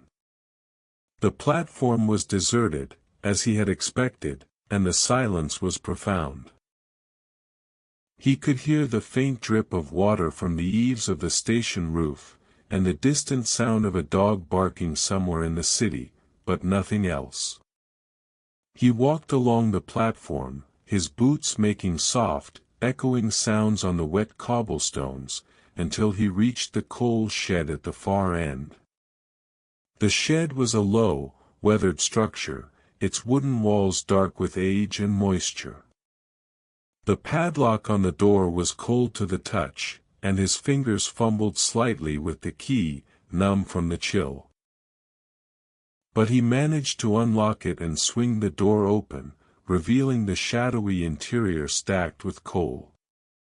The smell of coal dust and damp wood filled his nostrils, familiar and not unpleasant. He set the lantern down on a wooden crate just inside the door and took up the coal scuttle he had brought with him. He filled it methodically, selecting pieces of coal that were not too large, packing them carefully so as not to overfill the scuttle and make it too heavy to carry. When it was full, he straightened, brushing the coal dust from his hands, and closed the shed door, locking it once more. He picked up the lantern and the scuttle and began the walk back along the platform. The weight of the coal pulled at his arm, and he shifted his grip, distributing the load more evenly. The night air was sharp and clean, and he breathed it deeply, feeling it fill his lungs and clear his head. Above him, the clouds had begun to break apart, and more stars were visible now, scattered across the darkness like grains of salt spilled on a black cloth. He reached the waiting room and paused outside the door for a moment, setting down the scuttle and flexing his fingers. His hands were cold, and the muscles in his arm ached slightly from the weight of the coal. But it was a good ache, the kind that came from honest labor, and he did not mind it. He pushed open the door and stepped inside, bringing the scuttle with him. The warmth of the room enveloped him immediately, and he set the scuttle down beside the stove with a soft thud. The sleeping man stirred slightly at the sound but did not wake. The attendant hung his coat and cap back on their peg, then returned to the stove and opened its door. The coals within had burned down somewhat, but they still glowed, and he added fresh coal to them, building up the fire once more. The new coal hissed and smoked briefly before catching, and soon the stove was radiating heat once again. He closed the door and latched it, then stood for a moment, warming his hands. The room was silent except for the ticking of the clock and the faint, rhythmic breathing of the sleeping man. The attendant moved to his bench and sat down, his body relaxing into the familiar contours of the wood. He felt a deep contentment settle over him, a sense of having completed something necessary and done it well. The night continued its slow passage. The clock ticked on. The lamp burned steadily. The man slept peacefully beneath his blanket. And the attendant sat quietly, his thoughts drifting through the years, through the countless nights he had spent in this room, through the memories that had accumulated here like layers of dust and lamplight and time. He thought about the constancy of his work, the way each night followed the same pattern, and yet each night was also distinct, marked by small variations and unexpected moments. A missed train, a stranger seeking shelter, a conversation that revealed a shared memory. These moments, though fleeting, were what gave the work its meaning, what transformed it from mere routine into something richer and more human. He thought, too, about the travelers he had encountered over the years, the thousands of faces that had passed through this room. Most of them he had forgotten, or remembered only as vague impressions, but a few had stayed with him, etched into his memory by some small act of kindness or vulnerability. The mother and daughter who had missed their train. The soldier returning from distant service, his eyes haunted.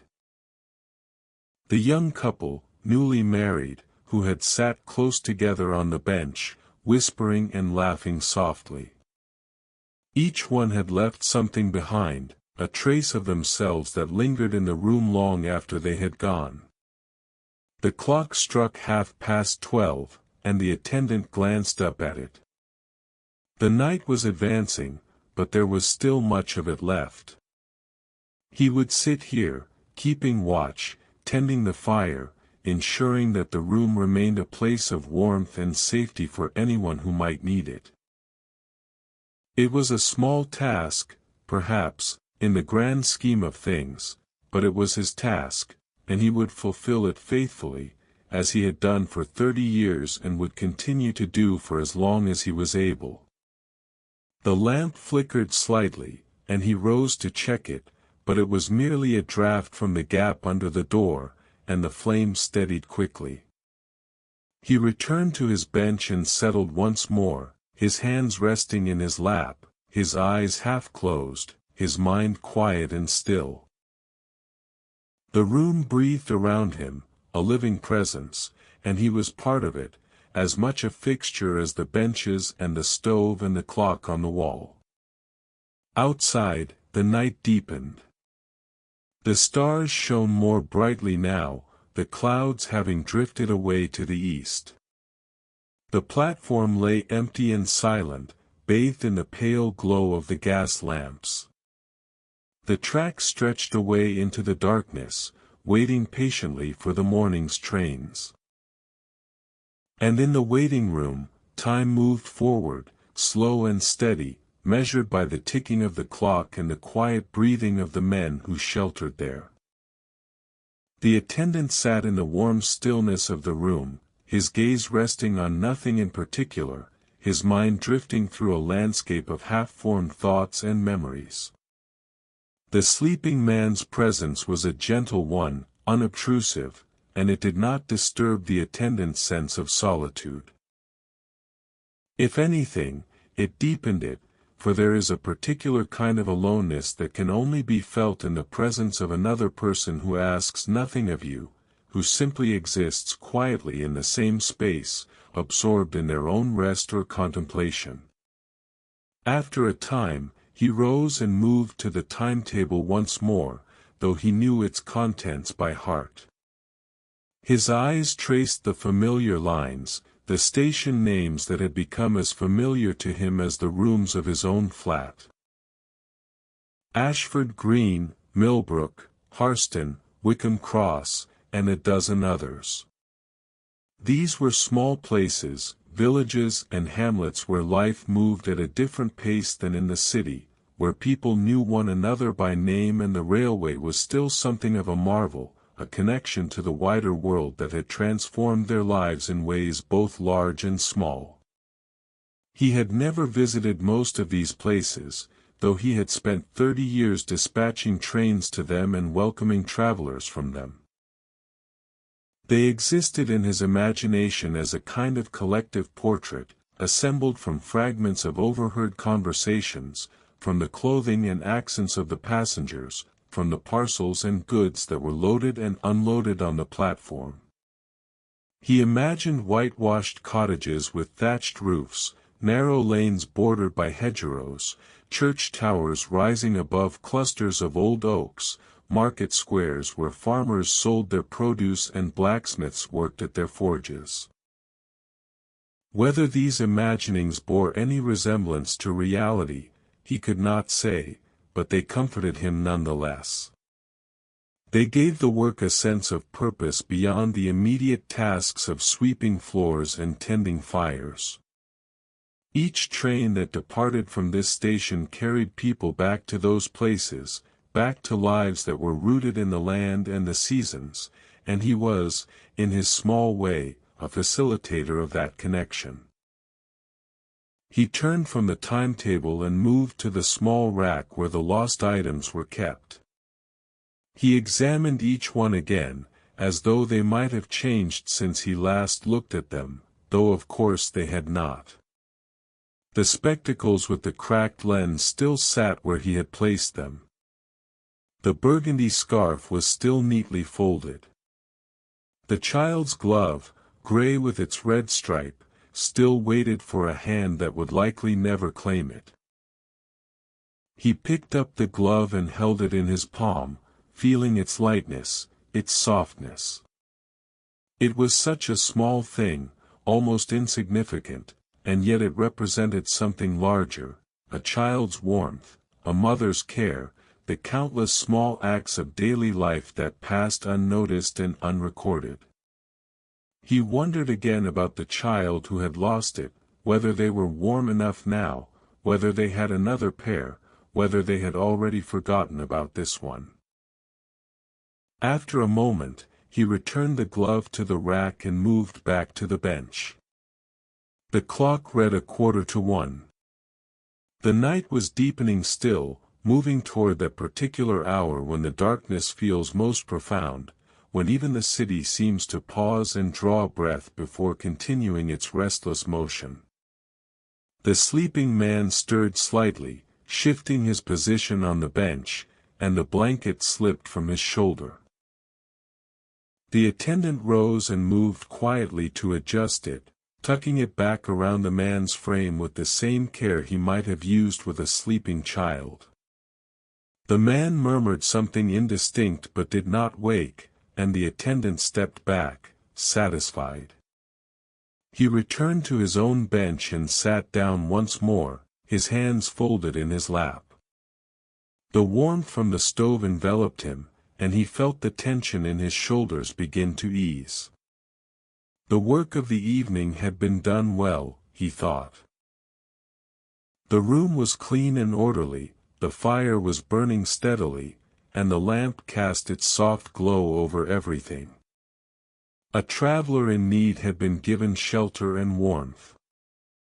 These were small accomplishments, perhaps, but they were real, and they mattered.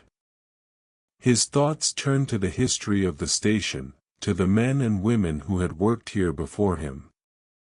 He knew some of their names from the old records that were kept in the station master's office, though most were just names, nothing more. There had been an attendant named Perkins, who had worked here in the earliest days of the station's operation, and another named Marsh, who had served for nearly 20 years before retiring.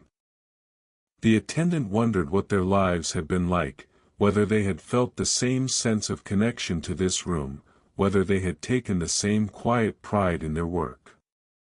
He imagined them moving through the same routines he now followed, lighting the lamps, tending the stove, sweeping the floors. He imagined them standing at this same window, looking out at the platform, waiting for the trains that would bring the day's travelers. The thought created a sense of continuity, a thread that connected him to the past and would, in time, connect him to the future, when another attendant would take his place and carry on the work. There was comfort in this continuity, in the knowledge that the work he did was part of something larger than himself. The room had existed before him and would exist after him, and the care he brought to it was simply his contribution to a longer story, a story that belonged not to him alone but to all who had passed through this space, whether as workers or as travelers.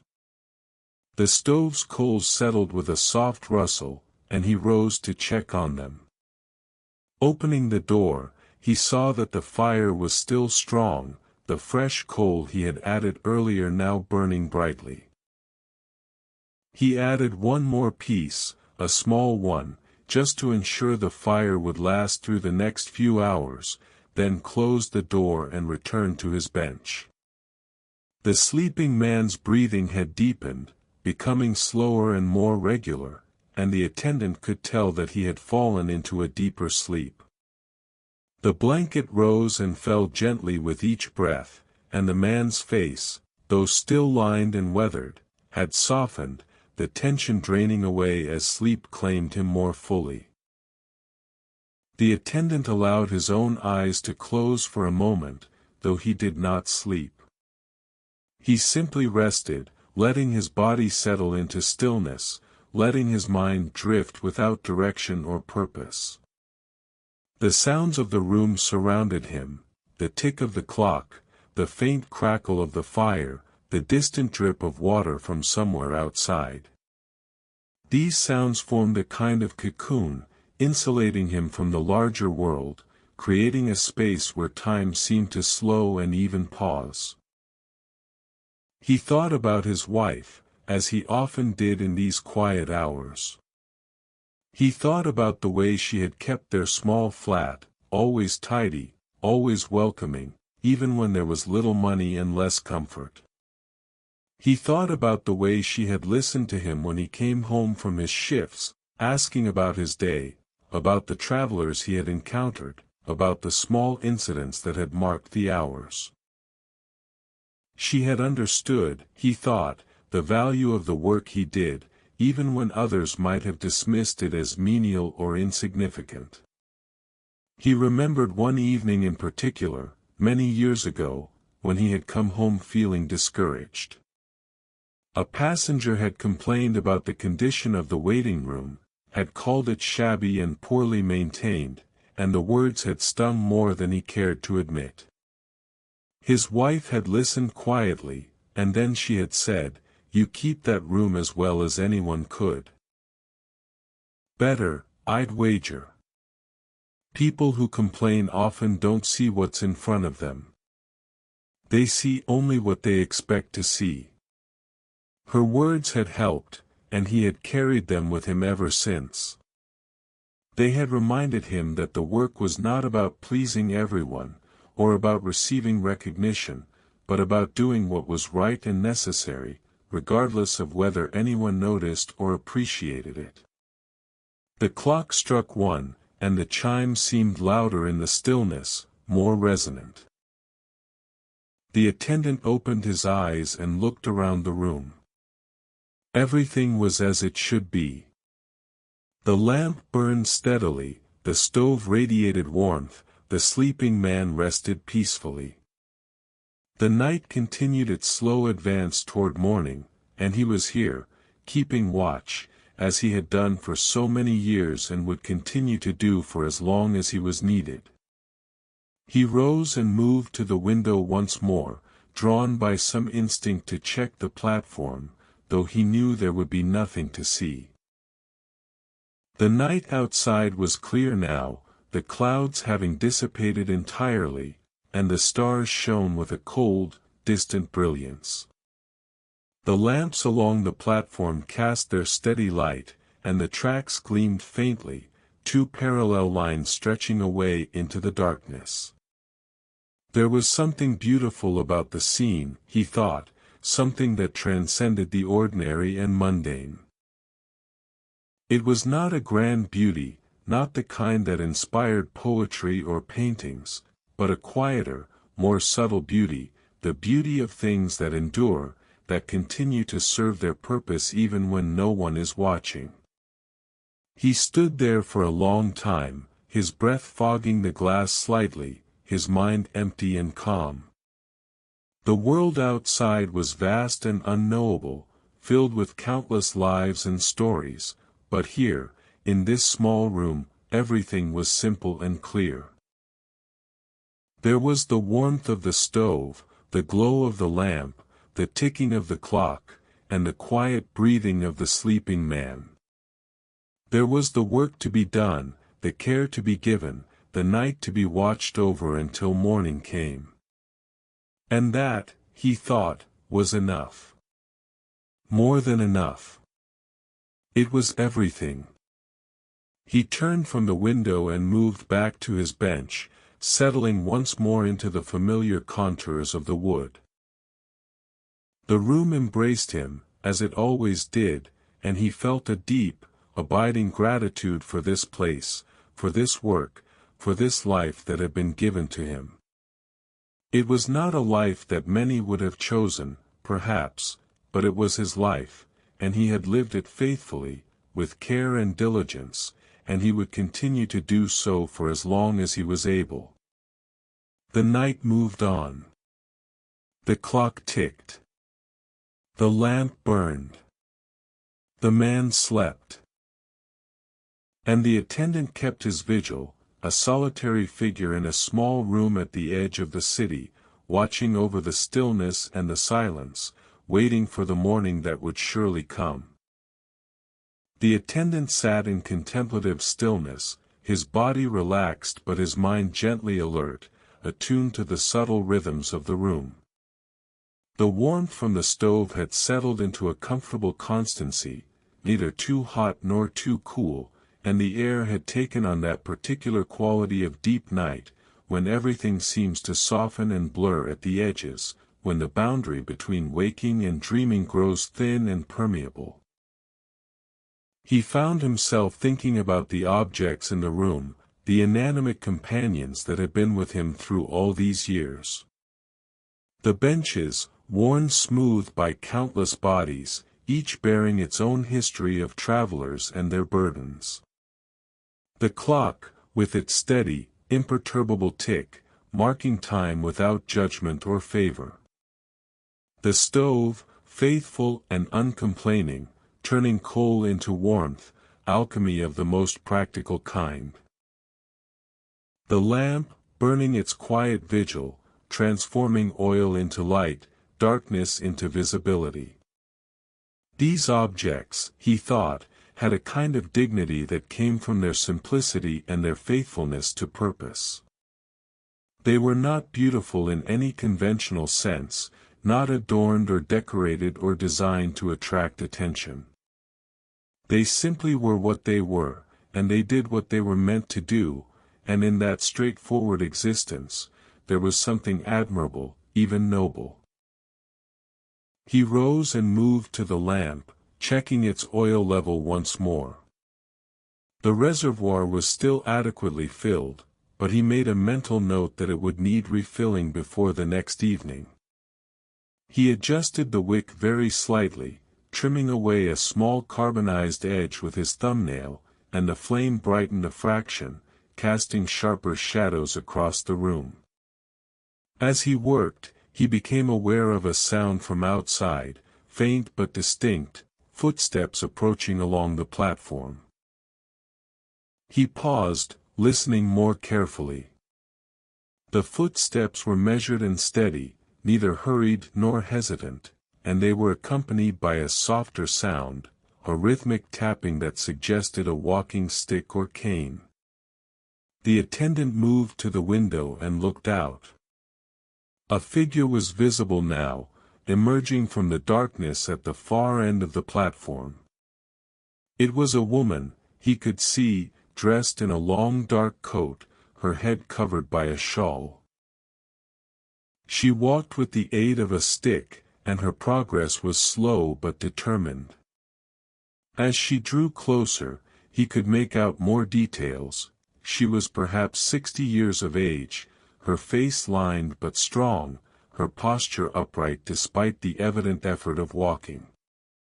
He moved to the door and opened it, letting the cold night air sweep into the room once more.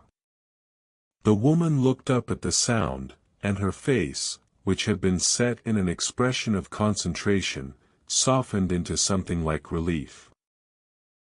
"Good evening, ma'am," the attendant called softly, mindful of the sleeping man behind him. "You're out late."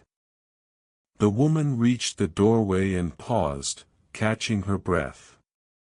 "Good evening," she replied, her voice low and slightly breathless.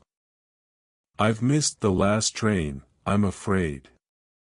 Foolish of me, but there it is. Might I wait here until morning?" "Of course, ma'am," the attendant said, stepping aside. "Please, come in out of the cold."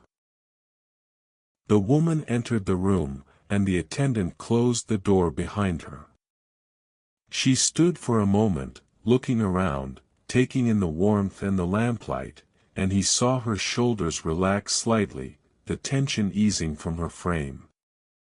"Thank you," she said. "You're very kind." "Not at all, ma'am. It's what the room is for.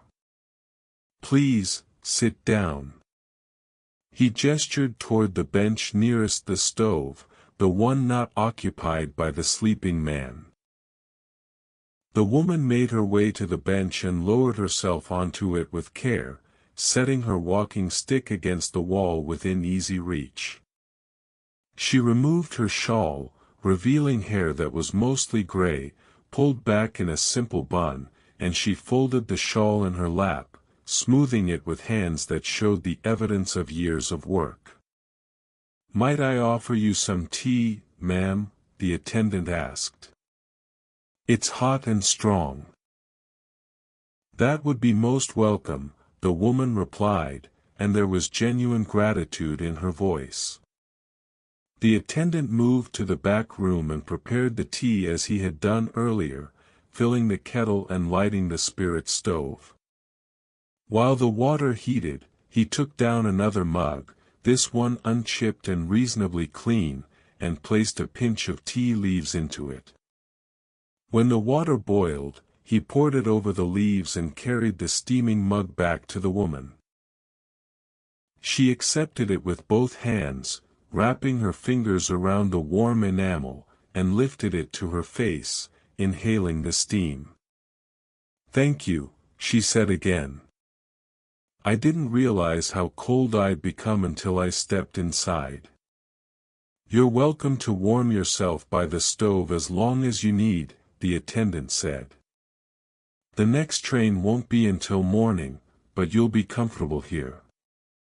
The woman sipped her tea slowly, her eyes closing briefly as the warmth spread through her.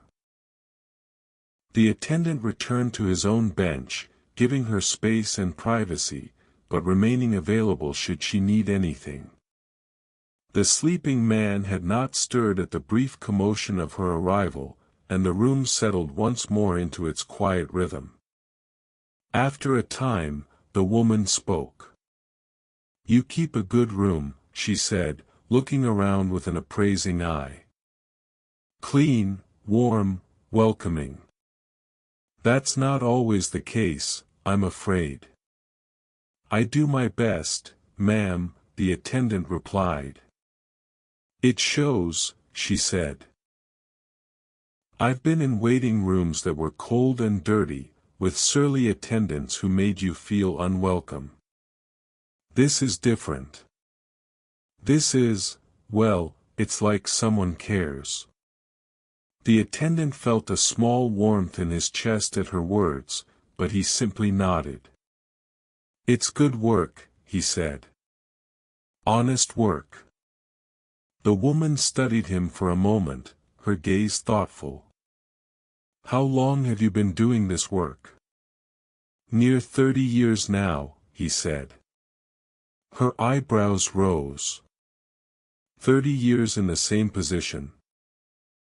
That's remarkable. Most people would have moved on long ago.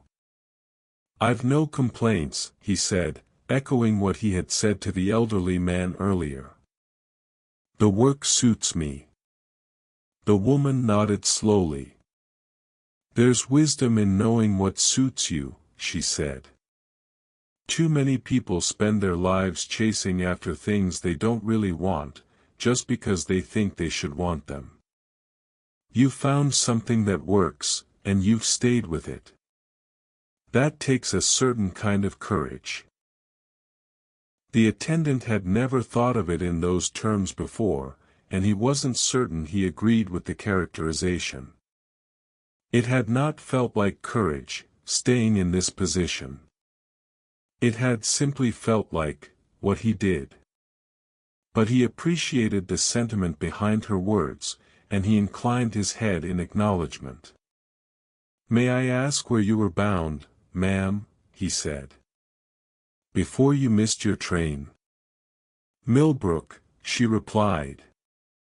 "It's a small village, about 8 miles north. My daughter lives there with her family. I was meant to visit for a few days, but I misjudged the time. I'm not as quick as I used to be, and the streets were more crowded than I expected." "Millbrook," the attendant repeated. "I know it from the timetable, though I've never been there myself." "It's a quiet place," the woman said. "Nothing much happens there, which is precisely what my daughter likes about it. She moved there from the city when her children were small, wanting to raise them somewhere with fresh air and open spaces. I think she made the right choice." "Do you visit often?" the attendant asked.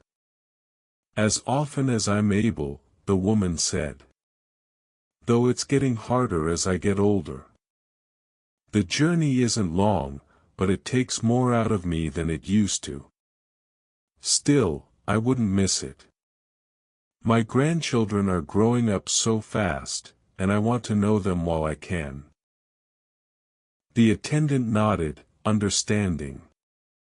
He thought of the children he and his wife had never had, and the grandchildren that would never exist, and he felt a brief pang of something that might have been regret.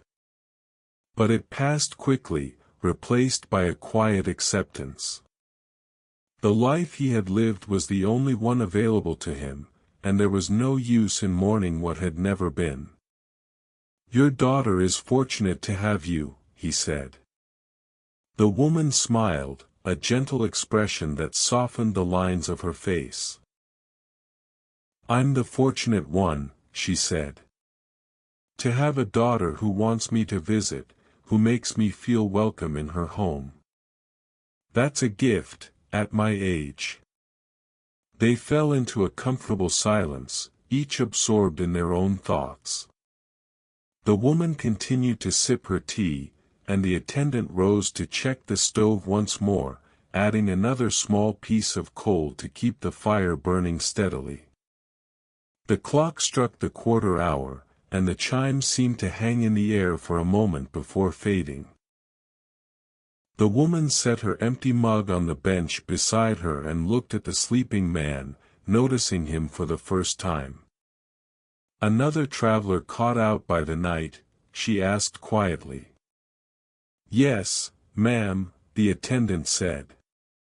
"He arrived earlier, much as you did. He's been sleeping peacefully for the past hour or so. We're a sorry lot, aren't we?" the woman said with a small, rueful smile. "Missing our trains, imposing on your hospitality." "No imposition at all," the attendant said firmly. "This is what the room is for. To provide shelter when it's needed."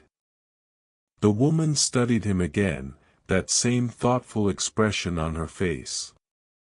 "You're a good man," she said at last. "The world needs more people like you." The attendant shook his head, uncomfortable with the praise. "I'm just doing my work, ma'am. Nothing more." "Perhaps," she said. But you're doing it well, and with kindness.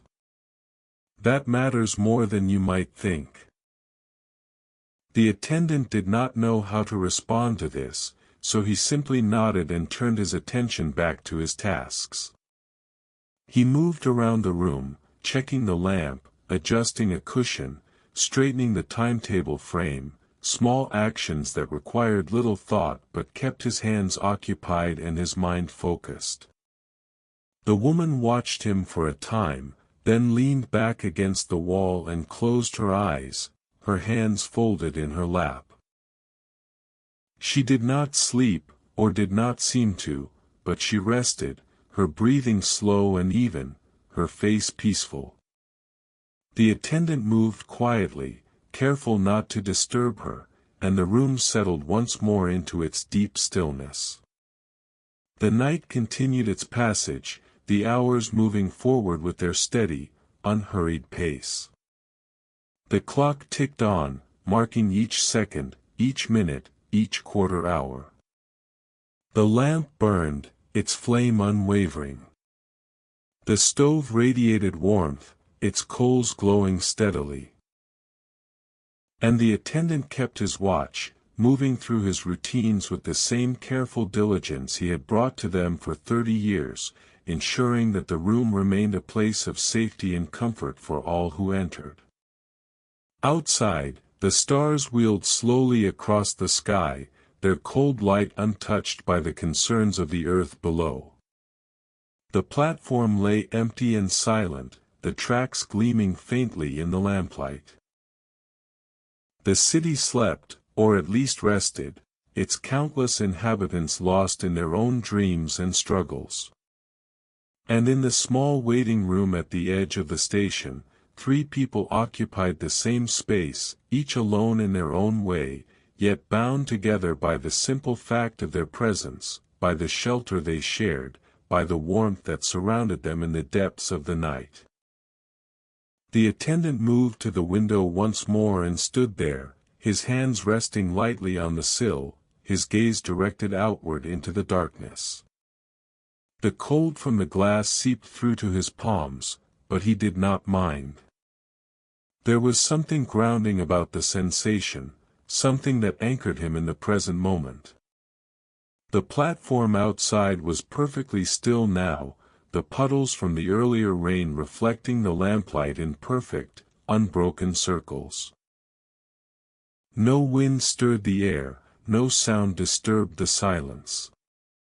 He thought about the passage of time, about how the night seemed to stretch and contract in ways that defied the steady ticking of the clock. Sometimes an hour could feel like mere minutes, passing in what seemed like a single breath. Other times, a quarter hour could feel like an eternity, each minute weighted and slow. Tonight, the time seemed to be moving at its own pace, neither fast nor slow, simply moving, carrying him forward through the darkness toward the eventual arrival of dawn. He turned from the window and glanced at the 2 sleeping figures. The elderly man had not moved, his head still tilted slightly to one side, his breathing deep and regular. The woman, too, seemed to be resting deeply now, her face relaxed, her hands still folded in her lap. The attendant felt a quiet satisfaction at the sight. The room was fulfilling its purpose, providing rest and shelter to those who needed it, and he was maintaining it as it should be maintained. He moved to the back room and retrieved a cloth and a small brush, items he used for dusting and cleaning the more delicate surfaces of the room. Returning to the main room, he began to dust the clock, working carefully around its wooden case, brushing away the thin layer of grime that had accumulated in the crevices and corners. The clock's face was protected by glass, and he wiped this gently with the cloth, removing the fingerprints and smudges that had collected there over the past days. As he worked, he found himself studying the clock more closely than he usually did. It was an old timepiece, perhaps as old as the station itself, and its mechanism was visible through a small glass panel on the side of the case. He could see the gears turning, the escapement moving back and forth with its precise, measured motion, the pendulum swinging steadily below.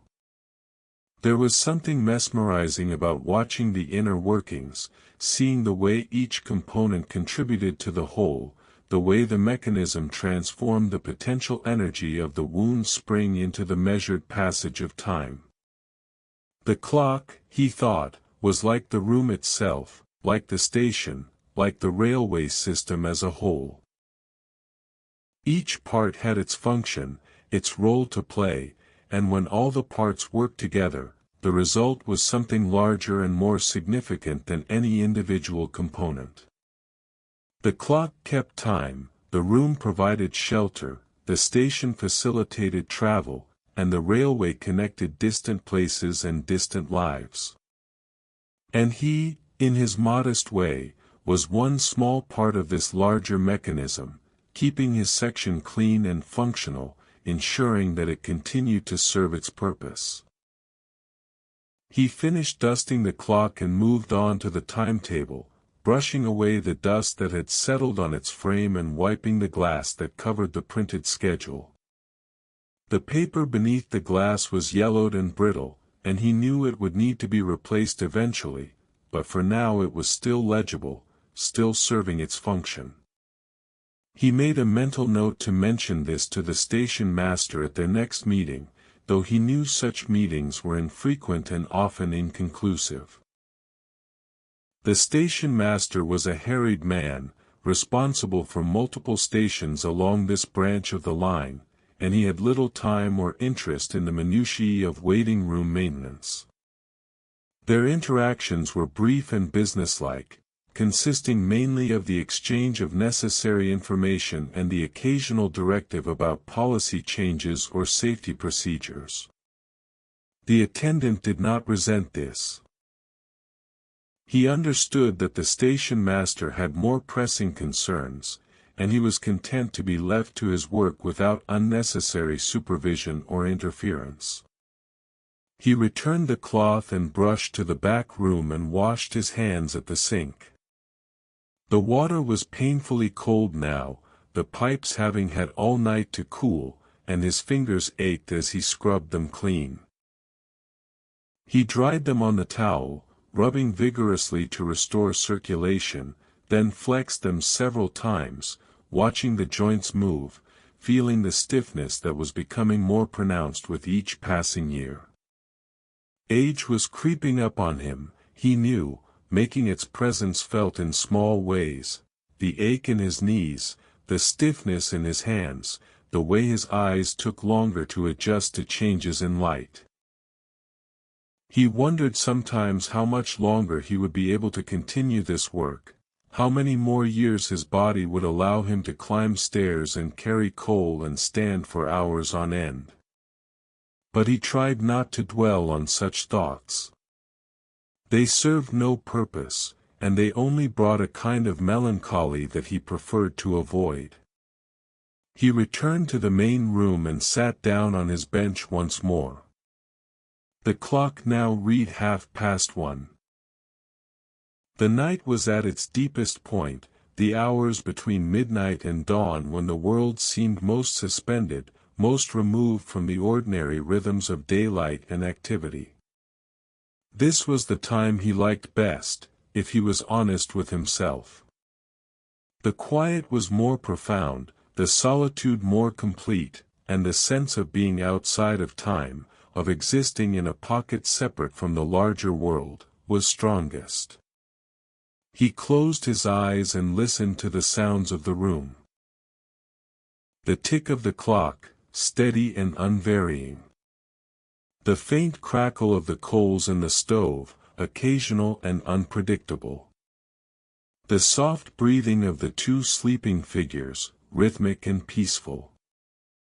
And beneath all of this, a deeper silence, the silence of the building itself, the silence of the night, the silence that existed when all other sounds ceased.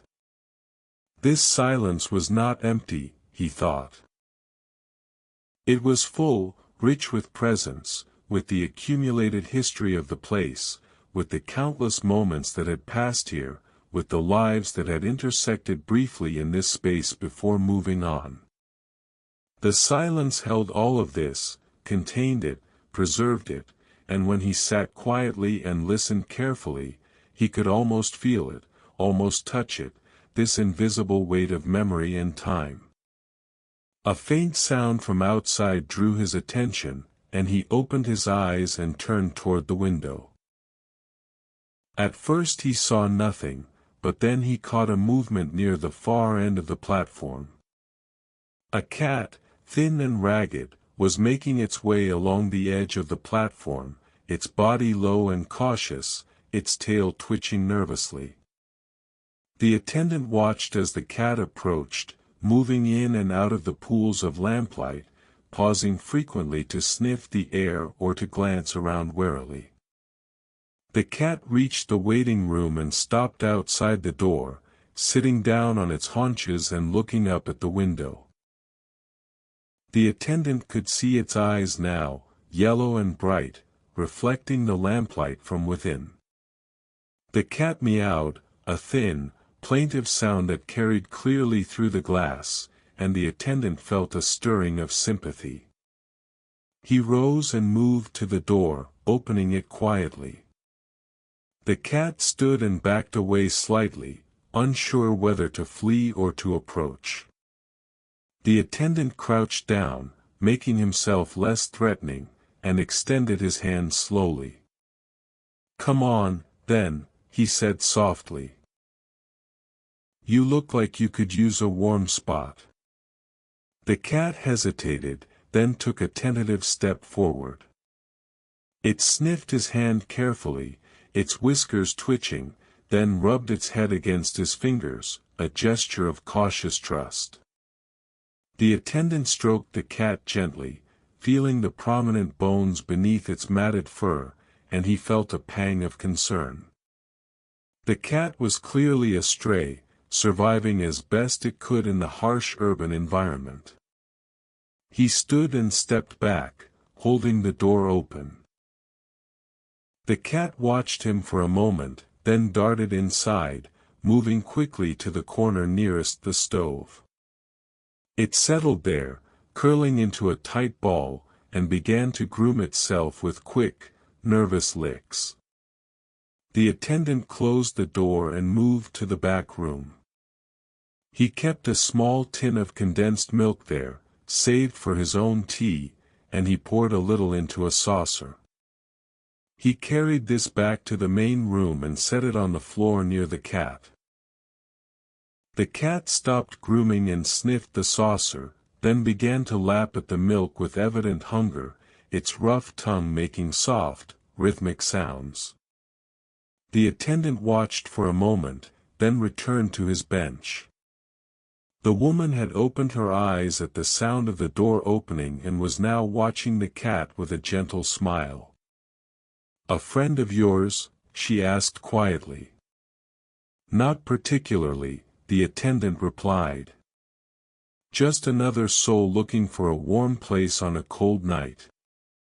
The woman nodded. "There's room enough for all of us, I suppose."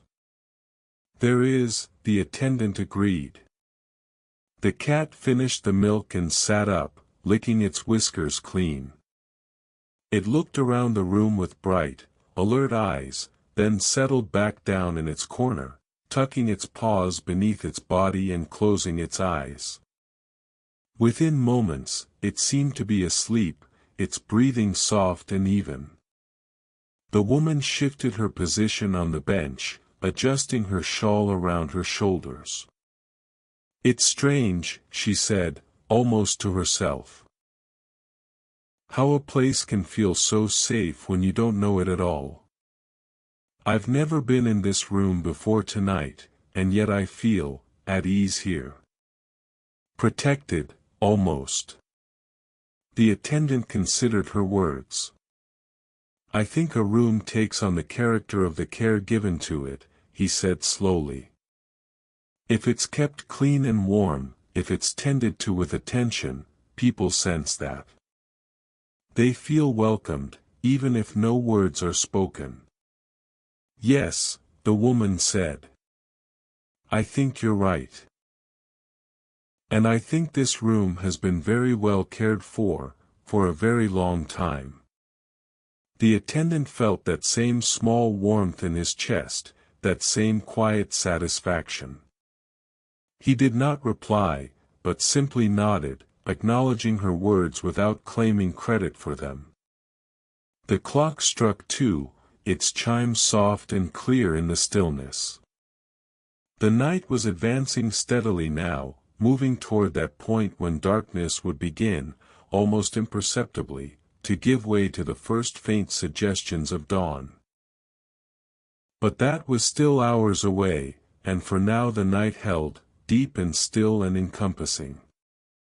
The attendant rose and checked the stove once more. The fire was burning well, the coal he had added earlier now glowing steadily, radiating heat that filled the room. He added one more small piece, ensuring that the warmth would continue, then closed the door and returned to his bench. The woman had closed her eyes again, and the elderly man continued to sleep peacefully.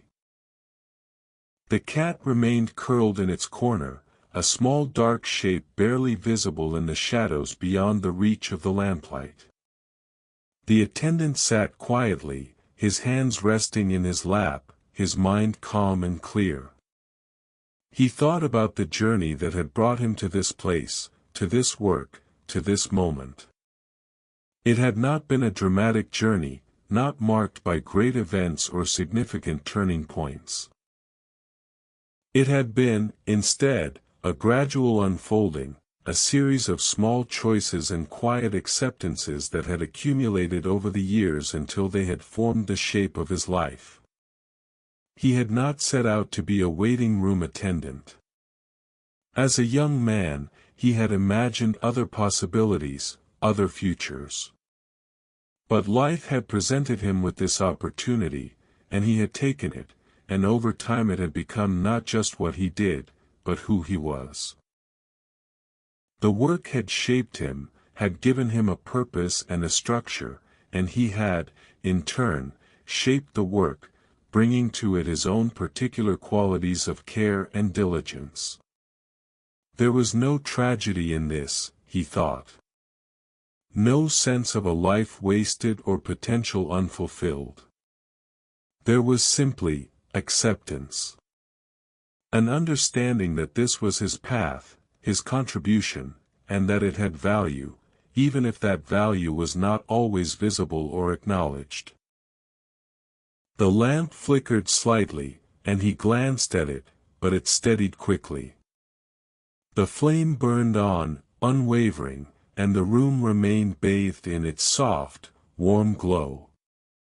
The night continued its slow passage, and the attendant sat in the stillness, keeping his vigil, waiting for the morning that would surely come. The hours between 2 and 3 in the morning possessed a particular quality, the attendant had long observed, a depth of stillness that seemed to settle over the world like a heavy blanket. It was during these hours that the city truly rested, when even the most determined revelers had stumbled home, when the night workers had found their rhythms and moved through their tasks with mechanical efficiency, when the buildings themselves seemed to exhale and sink more deeply into their foundations.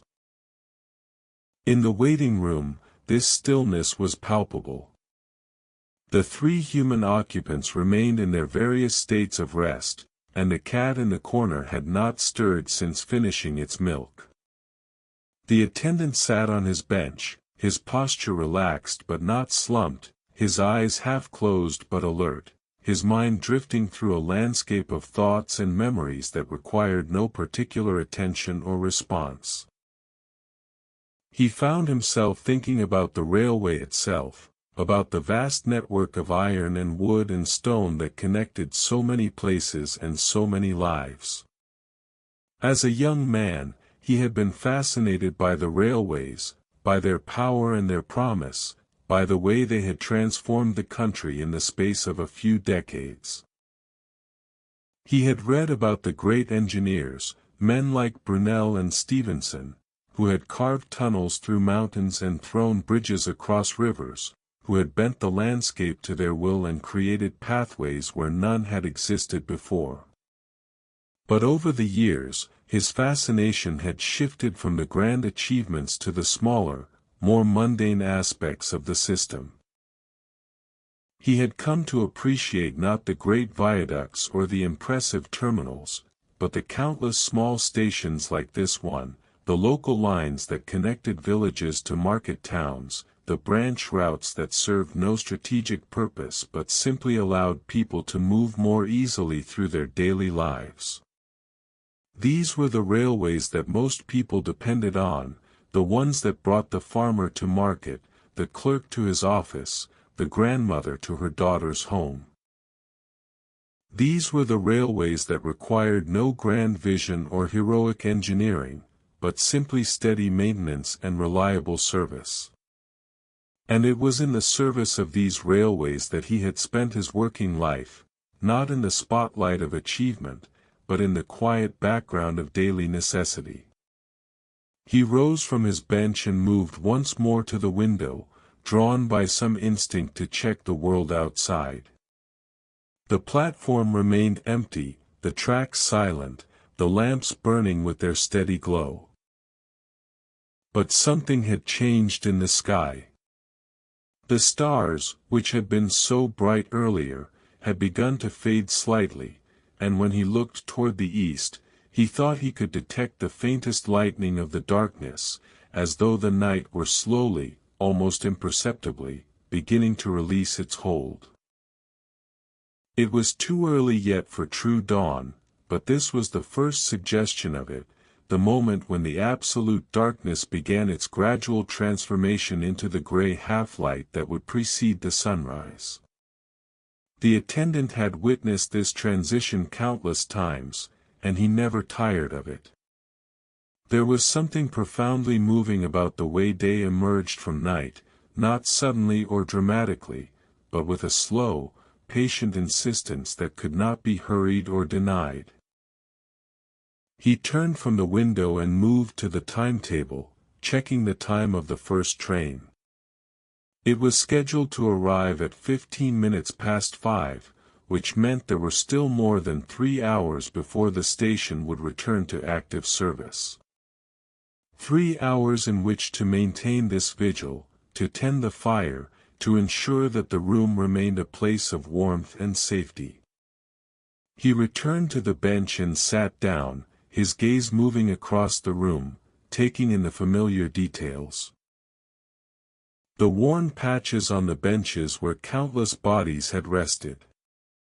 The slight discoloration on the wall near the stove, where years of heat had darkened the wallpaper. The small dent in the baseboard where someone had once dropped something heavy. Each of these imperfections told a story, recorded a moment, and together they formed a kind of archive, a physical record of the room's history. The woman stirred on her bench, shifting her position slightly, and her eyes opened. She blinked a few times, orienting herself, then sat up a little straighter and looked around the room. Her gaze met the attendant's, and she offered a small, sleepy smile. "I didn't mean to doze off," she said, her voice still thick with sleep. "You're very welcome to rest, ma'am," the attendant replied. "There's no requirement to stay awake." She nodded and reached for her shawl, pulling it more tightly around her shoulders. "What time is it?" The attendant glanced at the clock. "Just gone 2, ma'am." "Still a long wait, then." "I'm afraid so. The first train doesn't arrive until 5:15. The woman sighed, but it was not an unhappy sound, merely an acknowledgment of the situation. "Well, there are worse places to wait." At least it's warm here. She paused, then added, and you've been very kind. I don't think I've thanked you properly. There's no need for thanks, ma'am. I'm only doing my work. Perhaps, she said, but there's work done grudgingly, and work done with care. Yours is clearly the latter. The attendant inclined his head, accepting the compliment without comment. The woman's gaze moved to the sleeping man, then to the cat in the corner. You've collected quite a menagerie tonight, she said with a soft laugh.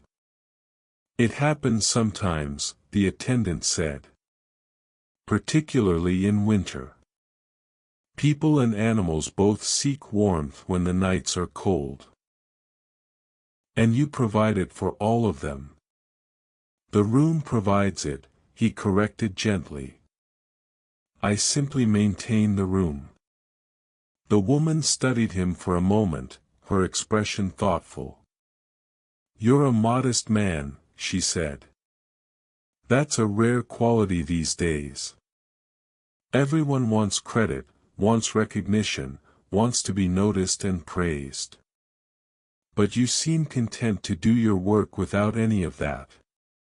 The attendant considered how to respond. I suppose I've never seen much point in seeking praise, he said slowly. The work is either done well or it isn't. Praise doesn't change that. But it can make the work more pleasant, the woman suggested. Knowing that someone appreciates what you do. Perhaps, the attendant allowed. But I've found that the work itself can be its own reward, if you let it be. There's satisfaction in keeping things in order, in maintaining standards, in ensuring that everything functions as it should. That satisfaction doesn't depend on anyone else's opinion. The woman nodded slowly. That's a kind of wisdom, she said. Not everyone learns it. They fell into a comfortable silence, each lost in their own thoughts. After a time, the woman spoke again, her voice softer now, almost as though she were speaking to herself. I used to work, she said. Before I married, and even for a few years after. I was a seamstress, working in a shop that made dresses for ladies of quality. The work was exacting, demanding. Every stitch had to be perfect, every seam invisible. I took great pride in it. The attendant listened, saying nothing, sensing that she needed to speak more than she needed a response. But then my husband fell ill, she continued, and I had to stop working to care for him. He lingered for several years before he passed, and by the time he was gone, I was too old to return to the work. My eyes weren't what they had been, my hands not as steady. The shop had moved on without me. She paused, her fingers absently smoothing the fabric of her shawl. I miss it sometimes, she said. Not the work itself, exactly, but the feeling of creating something, of taking raw materials and turning them into something beautiful and useful. I missed the satisfaction of looking at a finished dress and knowing that I had made it with my own hands. The attendant nodded. I understand, he said. There's a particular kind of fulfillment that comes from work done with the hands, from seeing the tangible results of one's labor. Yes, the woman said, her voice warming slightly. Yes, exactly that. I think that's why I noticed what you do here, why I could see the care in it. Because I know what it means to take pride in one's work, to attend to the small details that no one else might notice. Your daughter, the attendant said. Does she work? She did, before her children were born, the woman replied. She was a teacher in a small school. Now she keeps her home and raises her children, and she does that work with the same care and attention she once brought to teaching. She's a good woman, my daughter. She understands about work, about doing things properly. Then you raised her well, the attendant said. The woman smiled, a genuine expression of pleasure. I like to think so, she said. Though I can't take all the credit. Her father had a hand in it too, before he fell ill. He was a carpenter, a skilled one. He taught her about precision and patience, about taking the time to do things right. She learned those lessons well. The attendant thought about the lessons he himself had learned, the ones that had shaped his approach to his work. His own father had been a clerk in a shipping office, a man who had believed deeply in the importance of accuracy and attention to detail. The attendant had absorbed those values almost without realizing it, and they had guided him throughout his working life. It's a gift, he said, to learn those lessons early. Not everyone does. No, the woman agreed. Not everyone does. I see young people sometimes, rushing through their work, cutting corners, not caring about the quality of what they produce. It saddens me. They don't understand what they're losing. The clock struck the half-hour, and both the attendant and the woman glanced up at it. The chime seemed to mark a transition, a movement from one phase of the night to another. The attendant rose and moved to the stove, checking the fire once more. The coals were still burning well, but he added another piece, ensuring that the warmth would continue through the remaining hours until dawn. The woman watched him work, her expression thoughtful. Do you ever think about stopping? She asked. About retiring? The attendant straightened, closing the stove door. Sometimes, he admitted. But I'm not certain what I would do with myself if I did. This work has been my life for so long. I'm not sure I know how to be anything else.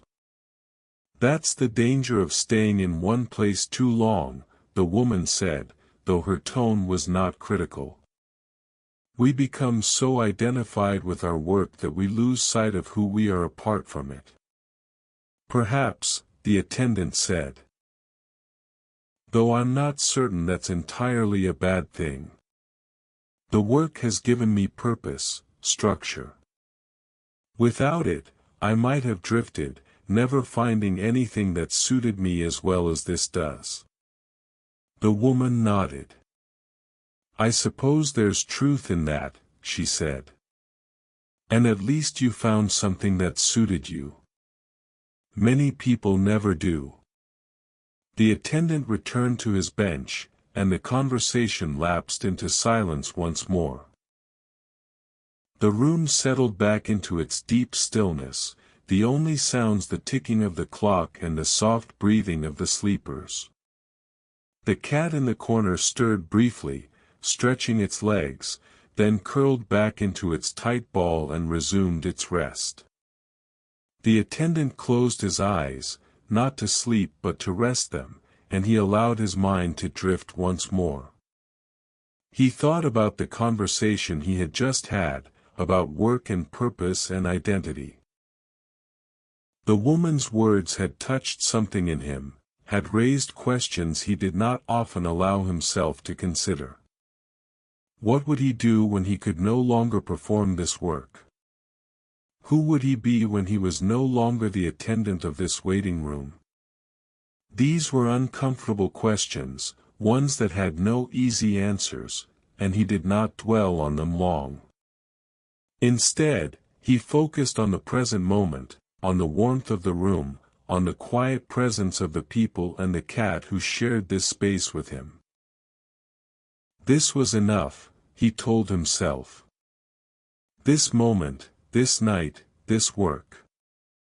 This was enough. The night deepened around them, that particular depth that comes in the hours before 3, when even the passage of time seems to slow and thicken.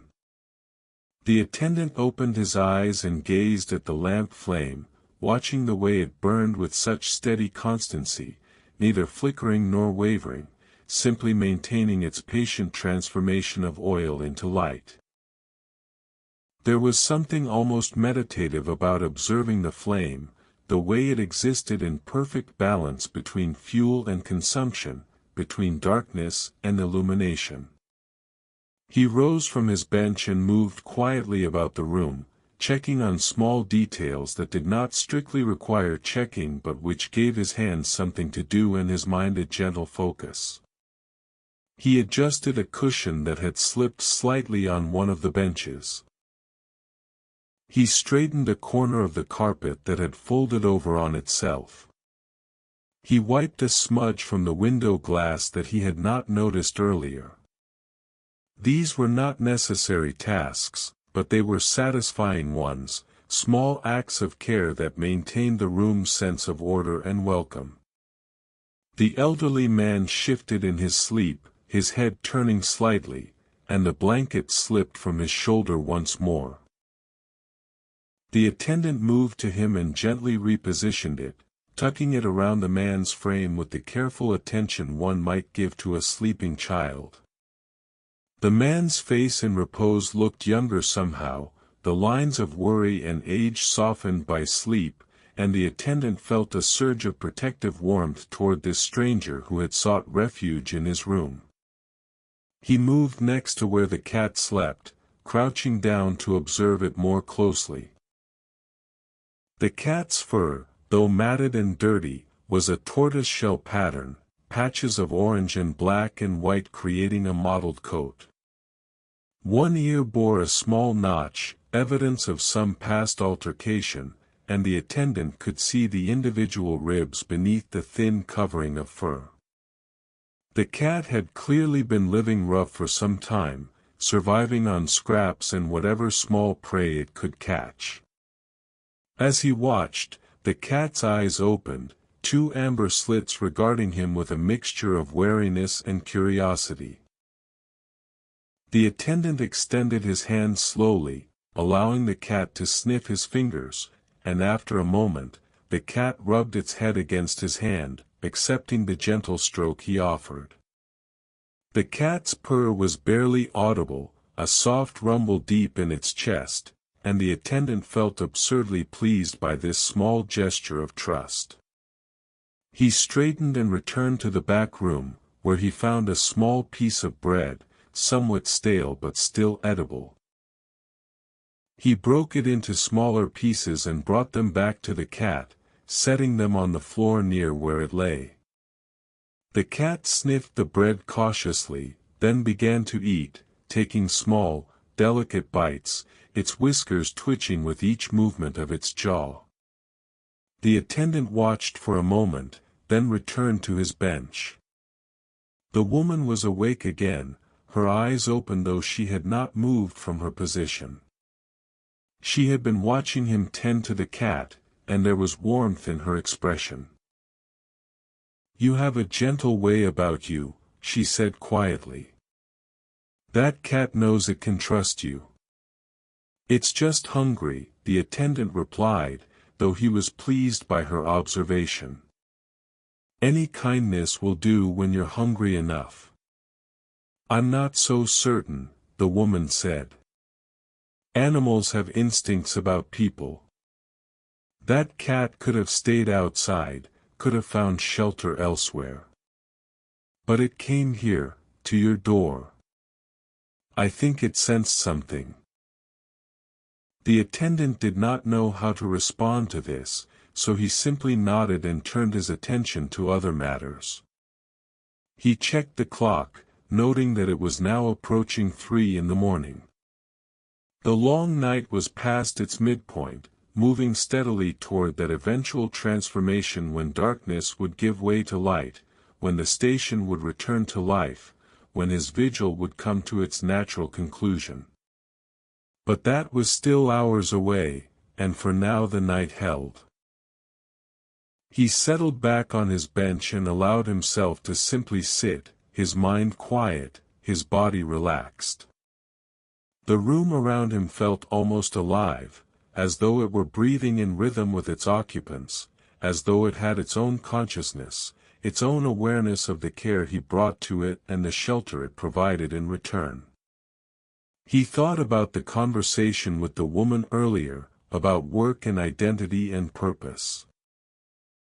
Her questions had stirred something in him, had brought to the surface thoughts he usually kept buried.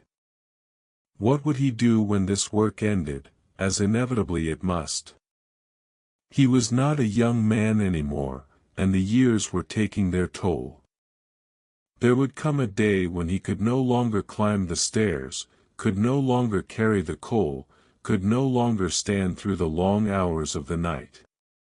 When that day came, what would remain? He had no family to return to, no children or grandchildren to fill his hours. His wife was gone, and the few friends he had once had drifted away over the years, lost to death or distance or simply the gradual dissolution that comes when people no longer share common ground. His flat was a place to sleep, nothing more, holding no warmth or comfort, no memories worth preserving. This room, this work, had become his life in a way that went beyond mere employment. It had given him structure and purpose, had provided a framework within which he could understand himself and his place in the world. Without it, what would he be? An old man alone in a cold flat, waiting for death. The thought was not a pleasant one. But he pushed it away, refusing to dwell on it. Such speculation served no purpose and brought no comfort. Better to focus on the present, on the work at hand, on the night that still needed watching over. Tomorrow would come in its own time, and he would face it when it did. For now, there was this moment, this room, this quiet vigil in the depths of the night. The woman spoke again, her voice soft, almost hesitant. "May I ask you something?"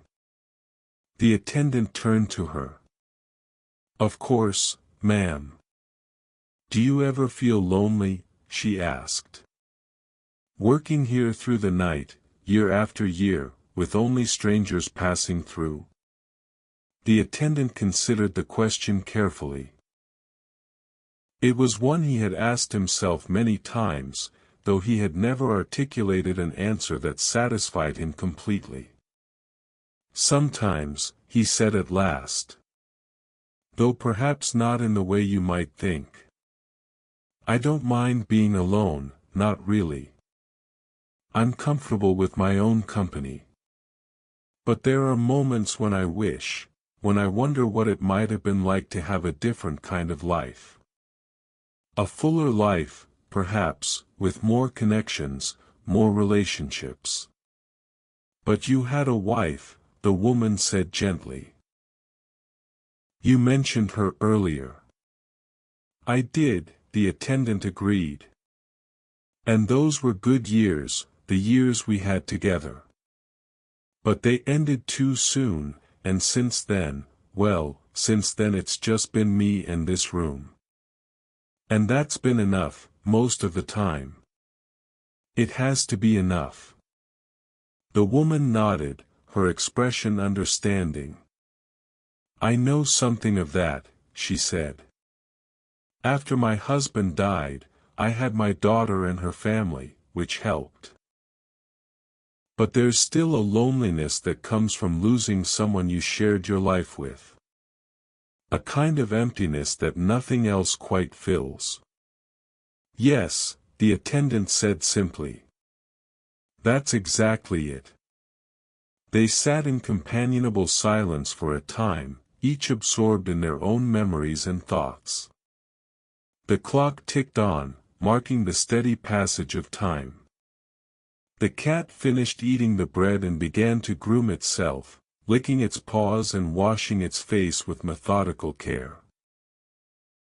The elderly man continued to sleep, his breathing deep and even.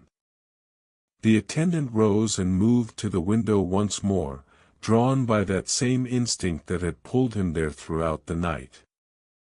The sky had definitely lightened in the east, though it was still too early to call it dawn. The stars had faded further, visible now only in the western sky, and the darkness had taken on a different quality, less absolute, less impenetrable. He watched the transformation, as he had watched it countless times before, and he felt a familiar mixture of emotions: satisfaction at having kept his vigil through another night, a faint melancholy at the approaching end of this particular period of stillness, and anticipation of the day that would soon begin. The cycle would continue, as it always did, night following day and day following night, and he would continue with it, keeping his watch, maintaining his room, until such time as he could no longer do so. Behind him, he heard the woman shift on her bench, heard the rustle of her clothing as she adjusted her position. He turned and saw her looking at him, her expression thoughtful. "You stand there often," she observed. "Looking out at the platform. What do you see?" The attendant considered the question. "I don't know that I see anything in particular," he said. "It's more, a way of being present, I suppose. Of attending to the space beyond these walls, of remaining aware of the larger world even while tending to this small corner of it." "That's a lovely way of putting it," the woman said. "Being present. So few people are, these days. Everyone's always rushing ahead, thinking about the next thing, the next destination. But you've learned to be where you are, fully and completely." "I don't know that I've learned it," the attendant said. "I think it's more that the work has taught me, over time. When you spend 30 years in the same room, you either learn to be present in it, to find meaning in it, or you go mad from the monotony." The woman smiled. "And you chose the former." "I did," the attendant agreed. "Though perhaps it chose me as much as I chose it." The clock struck 3, its chime clear and melodious in the stillness. The sound seemed to mark a turning point, a shift in the night's energy. The absolute depth had passed, and now they were moving toward morning, however gradually. The attendant felt this shift in his body, a subtle change in alertness, a quiet preparation for the day that would come. He moved to the stove and checked it once more. The fire was still strong, but he added another small piece of coal, ensuring that the warmth would hold through the remaining hours. As he closed the stove door, he heard a soft sound behind him and turned to see the cat stretching, its back arched, its tail straight up. The cat yawned, showing small white teeth, then padded across the room to the door, where it sat and looked up at the attendant expectantly. "Ready to go, are you?" the attendant said softly. He moved to the door and opened it, and the cat slipped out into the night without hesitation, disappearing into the shadows beyond the lamplight. The attendant watched for a moment, but the cat did not reappear. It had taken what it needed: warmth, food, a brief respite, and now it was returning to whatever life it led in the alleys and lanes of the city. The attendant closed the door and returned to his bench. The woman had been watching this exchange, and she spoke quietly. "Will it come back, do you think?" Perhaps, the attendant said. Or perhaps not. Cats have their own ways, their own paths. I'm content to provide shelter when they need it, without expectation of loyalty or return. That's a kind way to live, the woman said. To give without expecting anything back. It's the only way that makes sense to me, the attendant replied. Expectations lead to disappointment. Better to simply do what's right and let the rest take care of itself. The woman nodded, her expression thoughtful. She seemed about to say something more, but instead she simply pulled her shawl more tightly around her shoulders and closed her eyes, returning to her rest. The attendant sat quietly, his hands folded in his lap, and allowed the silence to settle over them once more. The night continued its slow advance toward morning, and he continued his watch, faithful and patient, as he had been for 30 years and would be for however many more years remained to him. The hours between 3 and 4 possessed a peculiar stillness, the attendant had long observed, a quality that was different from the depths of midnight or the anticipatory quiet that preceded dawn. It was as though the night, having reached its fullest expression, now rested in itself, no longer deepening but not yet ready to relinquish its hold. The city beyond the station walls lay suspended in this interval, and the waiting room, too, seemed to exist in a kind of temporal pocket, separate from the ordinary flow of time. The attendant rose from his bench and moved through the room with the slow, deliberate movements of one who had nowhere to hurry to and nothing urgent to accomplish. He checked each element of the room in turn, not because anything required attention, but because the checking itself was a kind of meditation, a way of maintaining his connection to the space and ensuring that all remained as it should be. He ran his hand along the back of each bench, feeling for splinters or rough patches that might catch at clothing or skin. He found none, but the gesture itself was satisfying, a tactile confirmation that the wood, though old and worn, was still sound and serviceable. He moved to the window and checked the latch, making certain it was secure, then wiped away a fresh accumulation of condensation that had formed on the glass.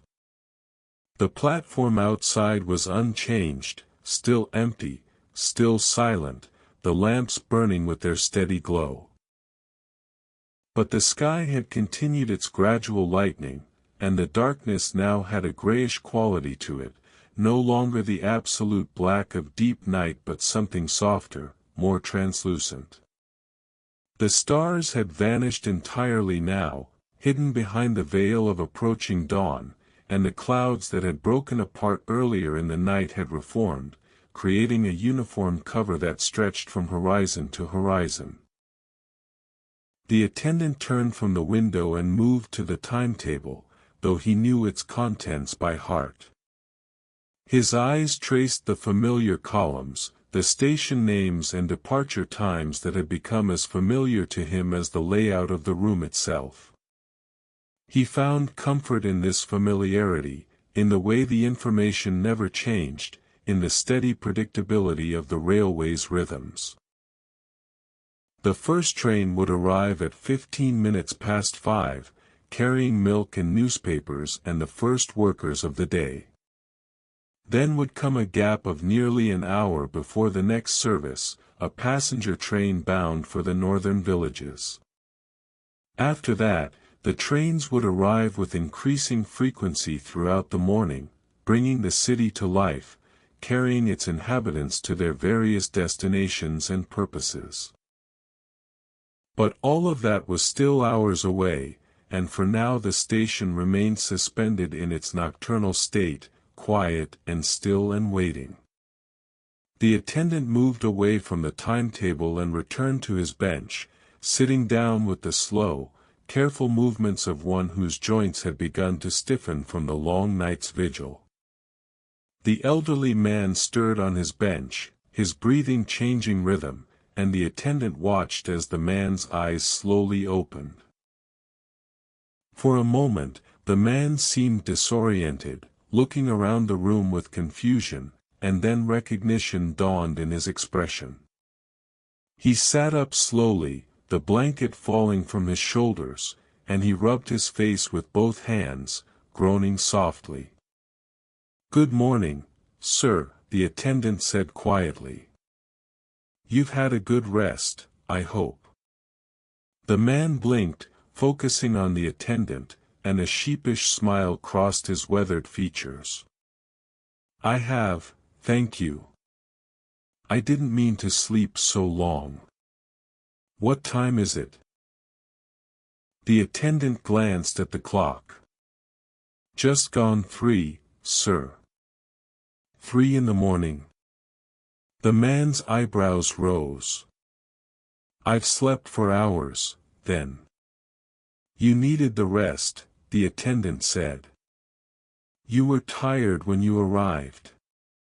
The man nodded, running his fingers through his thin white hair. "That I was. The walk from the city was harder than I expected. I'm not as young as I once was." "None of us are, sir," the attendant replied with a faint smile. The man chuckled, a dry, raspy sound. "That's the truth." He glanced around the room, noting the woman on the other bench, still resting with her eyes closed. "I'm not the only one who missed the last train, I see." "No, sir. The lady arrived some time after you did. She's bound for Millbrook." "Millbrook," the man repeated. "That's not far from where I'm headed. Perhaps we'll share the morning train." He paused, then added, "You've been awake all this time, I suppose. Keeping watch." "It's my work, sir," the attendant said simply. The man studied him for a moment, his expression thoughtful. "It must be lonely work, sitting here through the night while the rest of the world sleeps." The attendant had heard variations of this observation many times over the years, and he had developed a standard response that was both honest and sufficient. "I don't mind the solitude, sir. It suits me." "Still," the man said, "to spend so many years in one place, doing the same work night after night, that takes a particular kind of dedication." "Or a particular kind of inertia," the attendant replied, surprising himself with the honesty of the response. He had not meant to speak so openly, but something about the hour, or perhaps the man's gentle manner, had loosened his usual reserve. The man's eyes sharpened with interest. "Inertia? You think that's what keeps you here?" The attendant considered the question carefully. "Perhaps not entirely," he said slowly. "But I think there's truth in it nonetheless. I've been here so long that I've become fixed, in a way. Like one of the benches or the clock on the wall. Part of the room's furniture." "But furniture has no choice," the man observed. "You do. You could leave at any time, find other work, live differently." "Could I?" the attendant asked, and there was no challenge in his voice, only genuine curiosity. "I'm not certain that's true anymore. I'm 50 years old, with no skills beyond tending this room, no connections beyond this station. Where would I go? What would I do?" The man nodded slowly, understanding in his expression. "I see your point. Sometimes our choices narrow over time, until we find ourselves in a place we didn't consciously choose but can't easily leave." "Yes," the attendant said. That's it exactly. They sat in companionable silence for a moment, and then the man spoke again, his voice softer now. But is it so bad, really? You have work that you're good at, work that serves a purpose. You maintain a space that provides comfort and shelter to strangers. That's not nothing. The attendant felt a warmth in his chest at these words, a validation he had not realized he needed. No, he agreed. It's not nothing. The man smiled, a gentle expression that creased the lines around his eyes. I worked for 40 years in a clerk's office, he said. Copying documents, filing papers, keeping records. Not particularly meaningful work, not particularly interesting. But it was honest work, and it fed my family, and I did it as well as I could. When I retired last year, I thought I would feel relieved, free. Instead, I felt untethered. As though I'd lost the thing that had defined me. The attendant listened, recognizing in the man's words an echo of his own fears about the future. I've been wandering since then, the man continued. Visiting relatives, traveling to places I'd always meant to see, trying to fill my days with something meaningful. But nothing quite satisfies.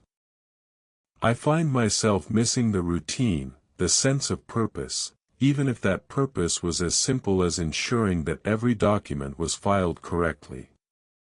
And have you found anything? The attendant asked. Anything to replace what you lost? The man shook his head slowly. Not yet. But I'm beginning to think that perhaps that's not the right question. Perhaps the question isn't what can replace it, but how can I live without it? How can I find meaning in a life that's no longer structured by work? And have you found an answer to that question? Not yet, the man admitted. But I'm still looking. He paused, then added, though tonight, sitting here in this warm room, being cared for by a stranger, I think I've found a small piece of it. Sometimes meaning comes not from what we do for ourselves, but from what others do for us, and from our willingness to receive their kindness. The attendant felt something shift in his understanding, a small reorientation of perspective. He had always thought of his work in terms of what he provided to others, but the man's words suggested another dimension, that in receiving care, in accepting shelter and kindness, people were also giving something back. They were allowing his work to have purpose, to matter. Thank you, the attendant said quietly. That's a helpful way to think about it. The man nodded, then shifted his position on the bench, stretching his legs out before him. Might I trouble you for some water? He asked.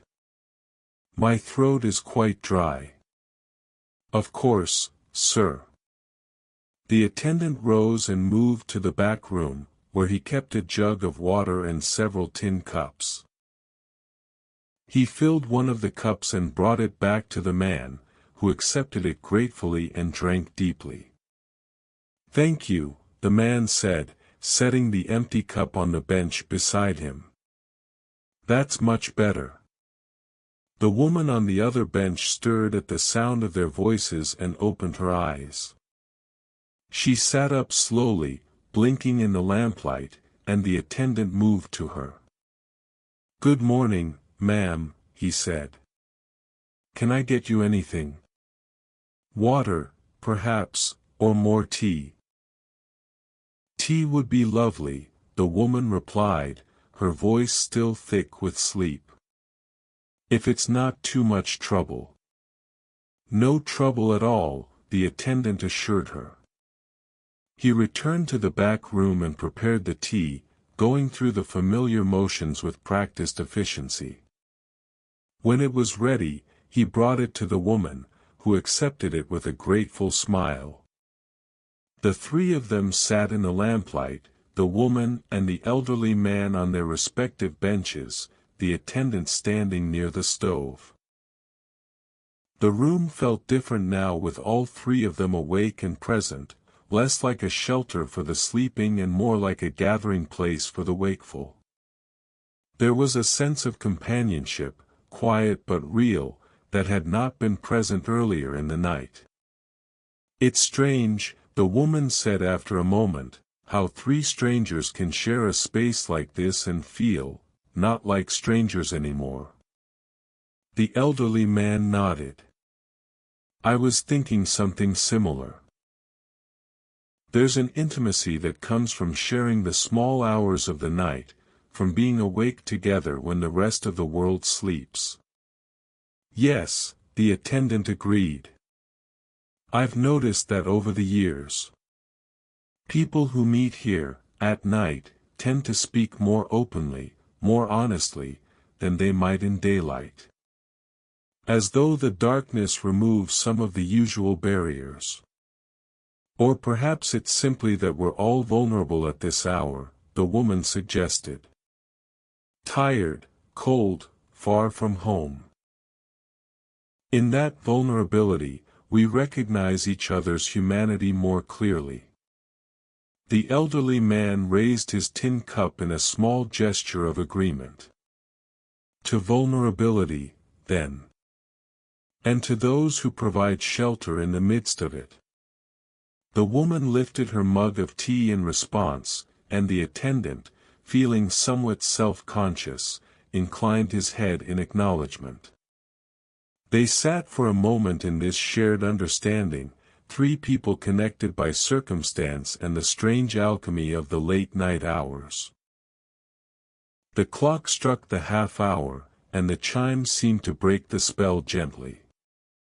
The attendant moved to the stove to check the fire, and the others returned to their tea and their own thoughts. But something had shifted in the room, some boundary had been crossed, and the waiting room felt less like a public space and more like a home, however temporary, however fragile.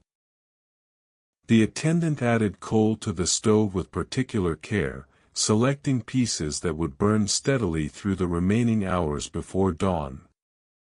As he worked, he became aware of the two passengers exchanging quiet words behind him, their conversation a soft murmur that blended with the other sounds of the room. He did not strain to hear what they were saying, respecting their privacy, but the tone of their voices suggested the same kind of gentle openness that had characterized their earlier exchanges. When he finished tending the fire, he moved to the window once more and stood looking out at the platform. The darkness had continued its gradual retreat, and he could now make out more details in the pre-dawn gloom. The individual bricks in the platform's edge, the wooden slats of the bench that stood near the lamp post, the texture of the cobblestones beneath.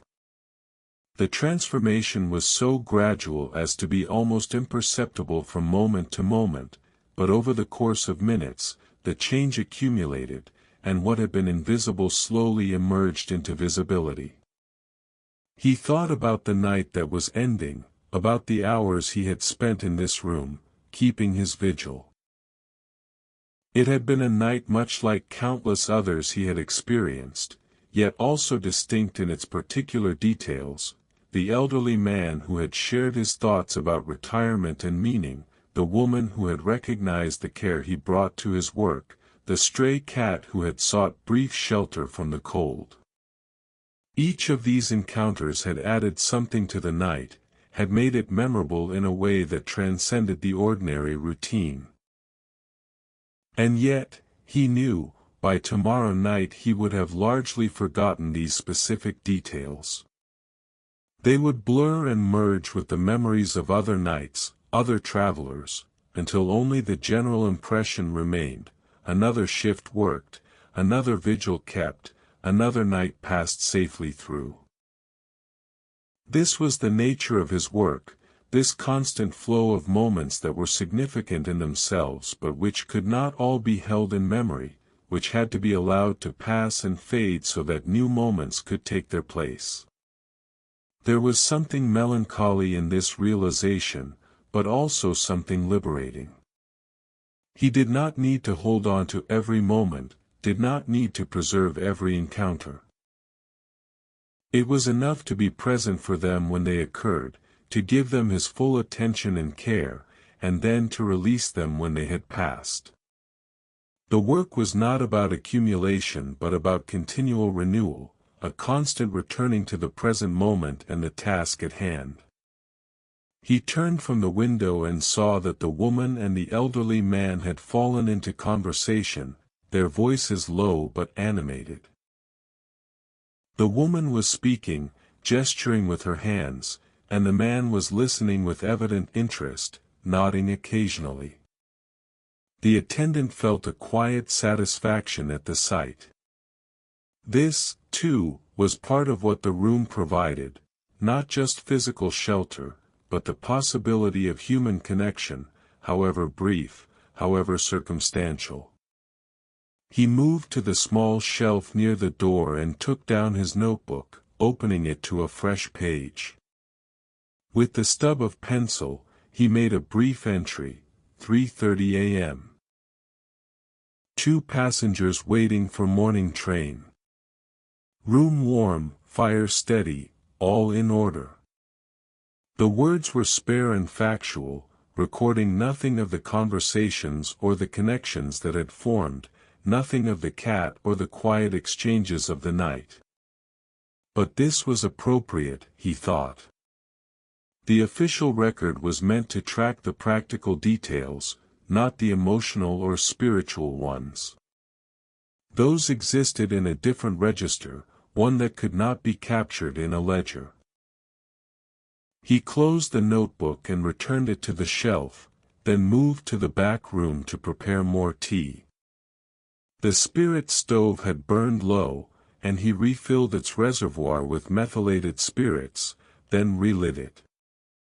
While the kettle heated, he took a moment to wash his face at the small sink, splashing cold water over his skin and feeling it shock him into a sharper alertness. The night was entering its final phase now, and though he was tired, he needed to remain attentive through these last hours. When the tea was ready, he prepared a cup for himself and carried it back to the main room. The woman and the man had ceased their conversation and were sitting quietly, each lost in their own thoughts. The attendant settled onto his bench and sipped the tea slowly, feeling its warmth spread through him, its bitterness clearing his mind. The clock read 3:45. In just over an hour, the milk train would arrive, bringing the first stirrings of the station's daily life. The night shift would end, and the day shift would begin, and he would walk home through the gradually lightening streets to his cold, empty flat. He would sleep for a few hours, then wake and eat a simple meal, then sit by the window until it was time to return to the station for another night's work. The cycle would continue, as it had for 30 years, as it would continue for however many more years remained to him. But he did not think about that now. He focused instead on the present moment, on the warmth of the tea in his hands, on the quiet presence of the 2 passengers, on the steady ticking of the clock and the soft crackle of the fire. This moment was sufficient unto itself, requiring nothing more than his attention and his care. The elderly man rose from his bench and moved to the window, standing where the attendant had stood so many times throughout the night. He gazed out at the platform, his hands clasped behind his back, his posture thoughtful. After a moment, he spoke without turning around. "It's getting lighter," he observed. "Dawn can't be far off now." "Another hour or so," the attendant replied. "The sky will begin to show color soon, and then the light will come quite quickly. The man nodded. I've always liked this time of morning. There's a freshness to it, a sense of possibility. The day hasn't yet been defined or limited by what happens in it. It's still open, still full of potential. The woman spoke from her bench. That's a lovely way of thinking about it. I tend to dread mornings, if I'm honest. They mean returning to obligations and routines, to all the things that must be done whether one wants to do them or not. But don't those things also provide structure? The man asked, turning to face her. Don't they give shape and meaning to our days? Perhaps, the woman conceded. Though sometimes I think we confuse structure with meaning. We fill our days with tasks and obligations, and we tell ourselves that this busyness is meaningful, but often it's just busyness. A way of avoiding the harder questions about what we really want, what really matters. The attendant found himself drawn into the conversation despite his usual inclination to remain in the background. But isn't there meaning in the ordinary tasks? He asked. In the daily routines and obligations? They may not be dramatic or impressive, but they keep the world running, keep people fed and sheltered and cared for. Oh, I'm not saying there's no meaning in ordinary work, the woman said quickly. Far from it. I'm just suggesting that we sometimes use work as a way of avoiding deeper engagement with ourselves, with our true desires and fears. We stay busy so we don't have to face the silence, the emptiness, the questions that have no easy answers. The elderly man nodded thoughtfully. There's wisdom in that. I certainly did that for much of my working life. I kept myself occupied with tasks and responsibilities, and I told myself I was being productive, being useful. But looking back, I wonder if I was also hiding, from my own uncertainty, from my doubts about whether I was living the life I really wanted. And now? The attendant asked. Now that you've retired, now that you have time to face those questions, what have you found? The man was silent for a moment, considering. I've found that the questions are harder than I expected, he said at last. And that the answers, if there are answers, are more elusive. But I've also found that the asking itself has value. The willingness to sit with the uncertainty, to live without the structure that work provided, to be present with myself in all my doubt and confusion, that's taught me things I couldn't have learned while I was busy and distracted. The woman nodded slowly. Yes. Yes, I think that's right. The questioning is the thing, not the answers. The willingness to remain open, to continue growing and changing even when it's uncomfortable. The attendant absorbed their words, turning them over in his mind. He had spent so many years focused on the practical aspects of his work, on maintaining the room and serving the travelers, that he had not often allowed himself to engage with these larger questions about meaning and purpose.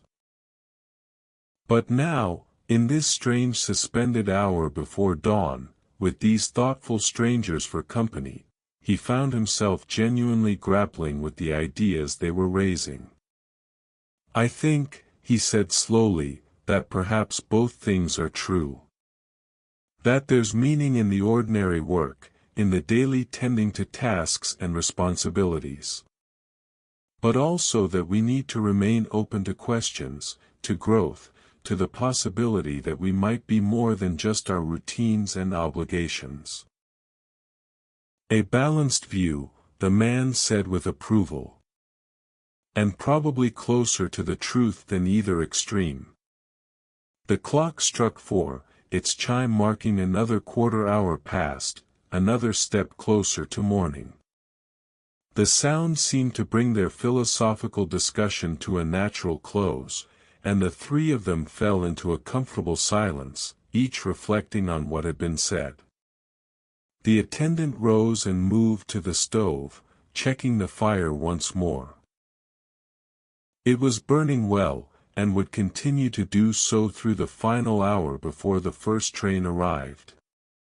He straightened and looked around the room, seeing it with fresh eyes after the conversation. The benches, the clock, the lamp, the timetable, all the familiar objects that made up his world, seemed somehow different now, invested with new layers of meaning. This room, he realized, was more than just a physical space. It was a place where people paused in their journeys, where they rested and recovered, and sometimes, as tonight, where they connected with each other and with larger questions about life and meaning. His work in maintaining the room was not just about keeping it clean and warm, it was about preserving this space of possibility, ensuring that it remained available for these moments of rest and reflection and human connection. The realization brought with it a renewed sense of purpose, a deeper appreciation for the work he had been doing all these years. It was humble work, certainly, and largely invisible, but it mattered. It mattered in ways he had not fully understood until this moment. He returned to his bench and sat down, feeling a deep contentment settle over him. The night was nearly over, but it had been a good night, a meaningful night. He had kept his vigil faithfully, had provided shelter and warmth to those who needed it, and in the process had learned something new about himself and his work. That was enough. That was more than enough. The room settled into a deeper quiet after the conversation ended, not the silence of emptiness but the rich, contemplative quiet that follows meaningful exchange. The attendant sat on his bench, his tea growing cold in his hands, his mind still turning over the ideas that had been raised. He thought about the balance between routine and questioning, between accepting one's circumstances and remaining open to growth, and he recognized that he had spent most of his life weighted heavily toward acceptance, toward routine, toward the comfort of familiar patterns. But was that so wrong? He had found satisfaction in his work, had created something of value in this small space, had served countless travelers over the decades. Perhaps there were other paths he might have taken, other lives he might have lived, but this was the life he had chosen, or that had chosen him, and it had not been without its rewards. The woman stood and moved to the window, taking her turn at the post where the others had stood throughout the night. She gazed out at the platform, and when she spoke, her voice was soft, almost dreamy. "My husband used to say that dawn was like a promise," she said. A promise that no matter how dark the night had been, light would always return. He was a romantic, in his way. Saw meaning and beauty in things that most people overlooked. "You must miss him," the attendant said gently. "I do," the woman replied. "Every day. But I've learned to carry that missing without letting it consume me. He wouldn't have wanted me to spend my life in mourning." "How long has he been gone?" the elderly man asked. "Nearly 5 years now," the woman said. "Long enough that the sharpest pain has dulled, but not so long that I've forgotten what it felt like to have him beside me."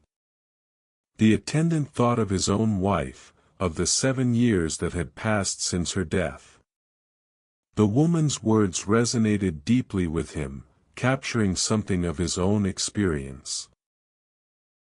The grief had changed over time, had become less acute but also, in some ways, more pervasive, woven into the fabric of his daily existence rather than striking him as a sudden, overwhelming wave. "I lost my wife 7 years ago," he heard himself say, surprising himself with the admission. He rarely spoke of his personal life to the travelers who passed through the waiting room, preferring to maintain a professional distance. But something about this night, these people, had loosened his usual reserve. The woman turned from the window, her expression sympathetic. "I'm sorry. It's a difficult thing, to lose someone you've built a life with." "Yes," the attendant agreed. "It is." "Do you have children?" the elderly man asked. "Family to help you through it?" The attendant shook his head. "No. We were never blessed with children. It's just me now." A silence followed his words, not uncomfortable but weighted with understanding. These 3 people, thrown together by circumstance in the small hours of the morning, had all experienced loss, had all known the particular loneliness that comes from outliving those we love. In that shared experience, a bond had formed, invisible but real. "I think," the woman said slowly, "that perhaps we find our family where we can. In the connections we make, however brief, however unexpected. In moments like this one, where strangers become something more than strangers, at least for a little while." "Yes," the elderly man agreed. "I've been learning that in my retirement. The family I was born into, the family I created through marriage, these are important, of course. But there are other kinds of family, other kinds of connection. The people we meet in train stations and tea rooms, the neighbors we nod to on the street, the strangers who show us small kindnesses. These matter too." The attendant felt a warmth spreading through his chest, a sense of being seen and understood in a way he had not experienced in a long time. These people, whom he had known for only a few hours and would likely never see again, had somehow penetrated the armor of solitude he had built around himself, had reminded him that connection was possible, that he was not as isolated as he sometimes felt. "Thank you," he said quietly. "Both of you. For your company tonight, and for your words." The woman smiled, a gentle expression that lit her tired face. "Thank you for providing this shelter.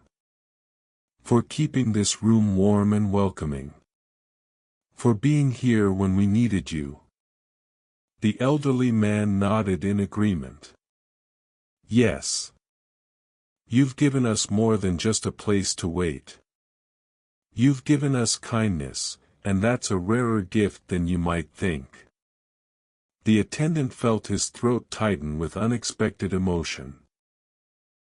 He had received thanks many times over the years, but these words, spoken with such sincerity in the quiet hours before dawn, touched something deep within him. He nodded, not trusting himself to speak, and turned his attention to his cold tea, draining the last bitter dregs from the cup. The clock ticked on, marking the steady passage of time. The room had grown warmer as the night progressed, the stove's heat accumulating in the enclosed space, and the attendant rose to open the small vent near the ceiling, allowing some of the warmer air to escape and bringing in a fresh circulation.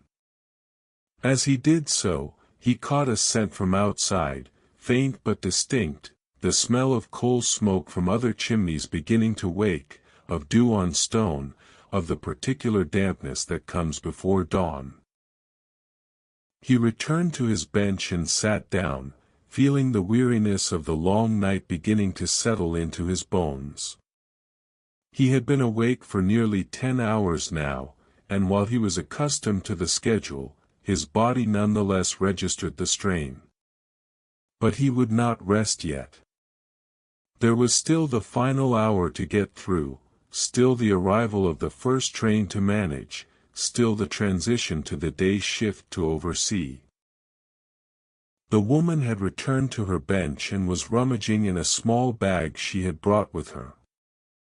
She withdrew a handkerchief and wiped her face, then produced a small mirror and examined her reflection with a critical eye. She sighed, tucking a stray strand of gray hair back into her bun, then returned the mirror to her bag. "I must look a fright," she said with a self-deprecating smile. A night spent sleeping in a train station isn't exactly conducive to maintaining one's appearance. "You look just fine, ma'am," the elderly man assured her gallantly. "Tired, perhaps, but that's to be expected."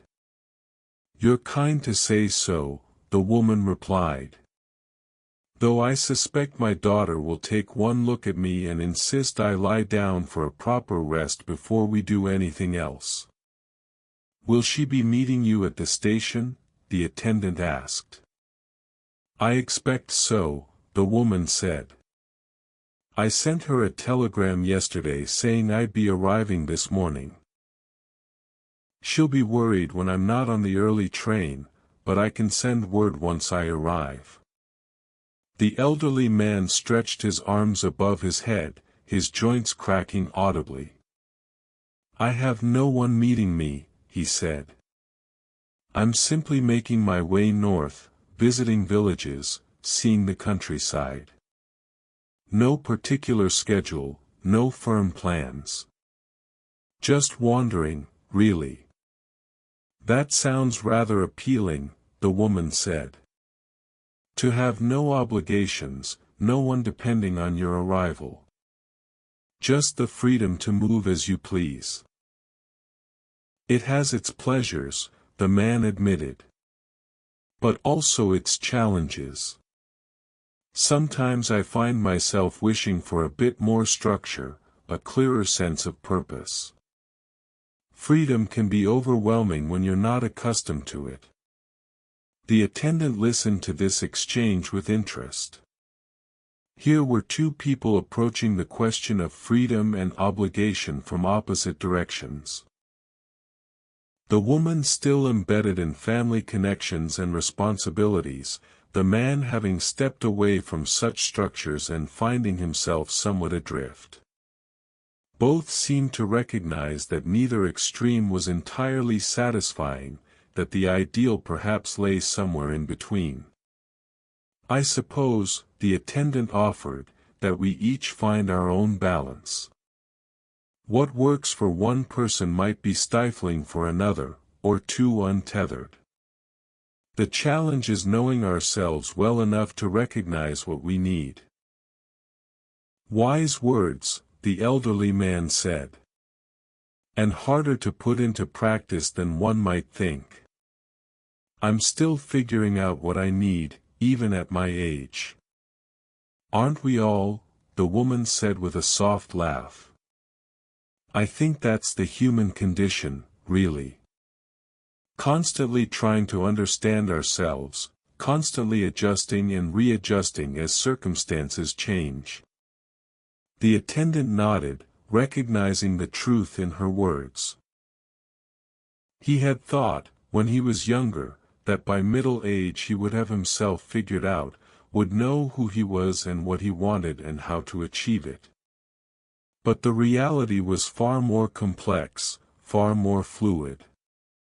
He was still discovering things about himself, still being surprised by his own reactions and emotions, still uncertain about so many fundamental questions.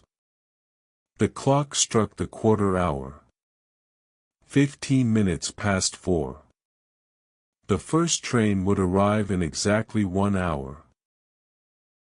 The attendant felt a shift in his awareness, a subtle reorientation toward the practical tasks that would soon need attending to.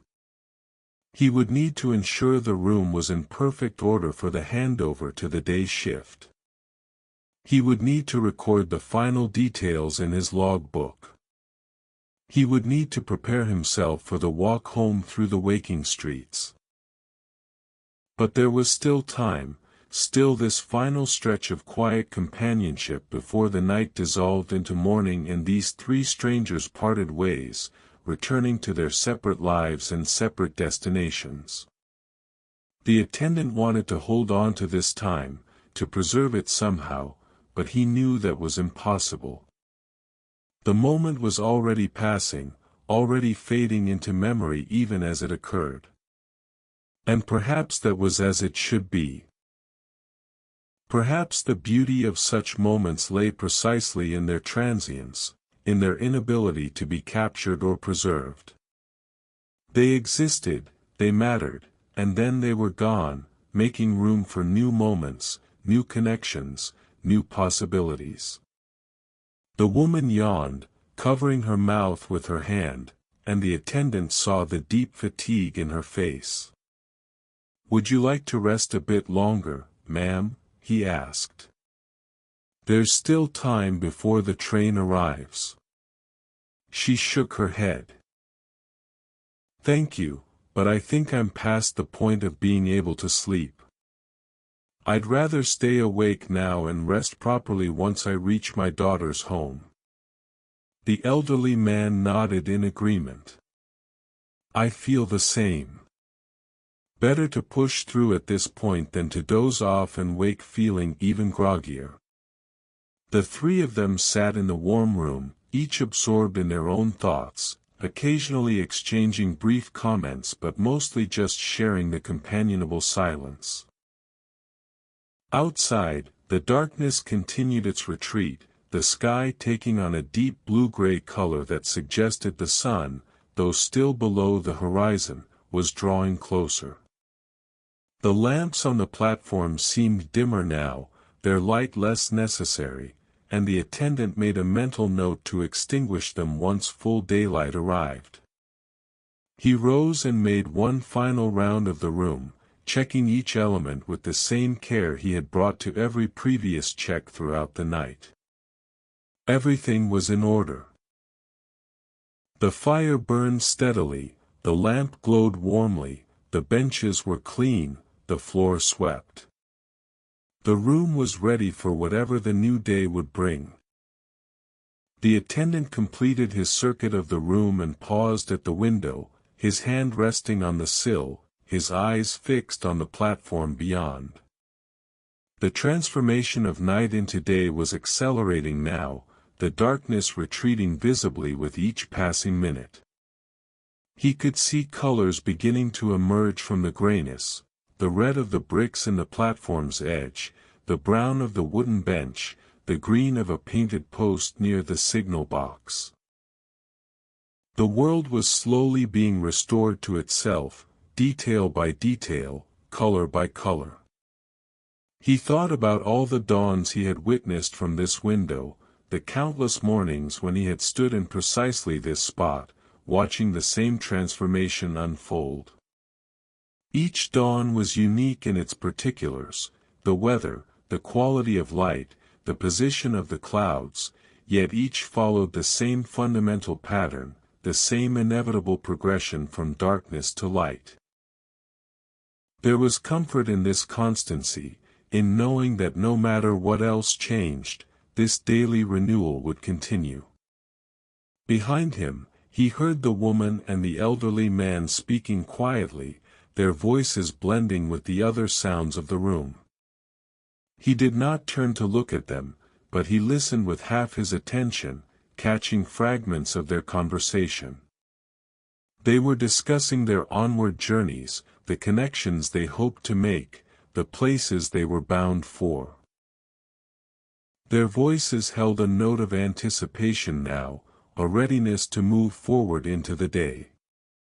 The attendant felt a corresponding shift in himself, a preparation for the end of his vigil. His body was tired, his mind beginning to feel the drag of the long night, but there was also a sense of satisfaction, of work completed as it should be. He had kept the room warm and safe through the night hours, had provided shelter to those who needed it, had maintained the standards he had set for himself 30 years ago and upheld ever since. He moved away from the window and returned to the back room, where he filled a basin with water from the tap and washed his face and hands thoroughly, scrubbing away the accumulated grime of the night. The water was shockingly cold, and it brought a sharp clarity to his thoughts, clearing away the fog of fatigue.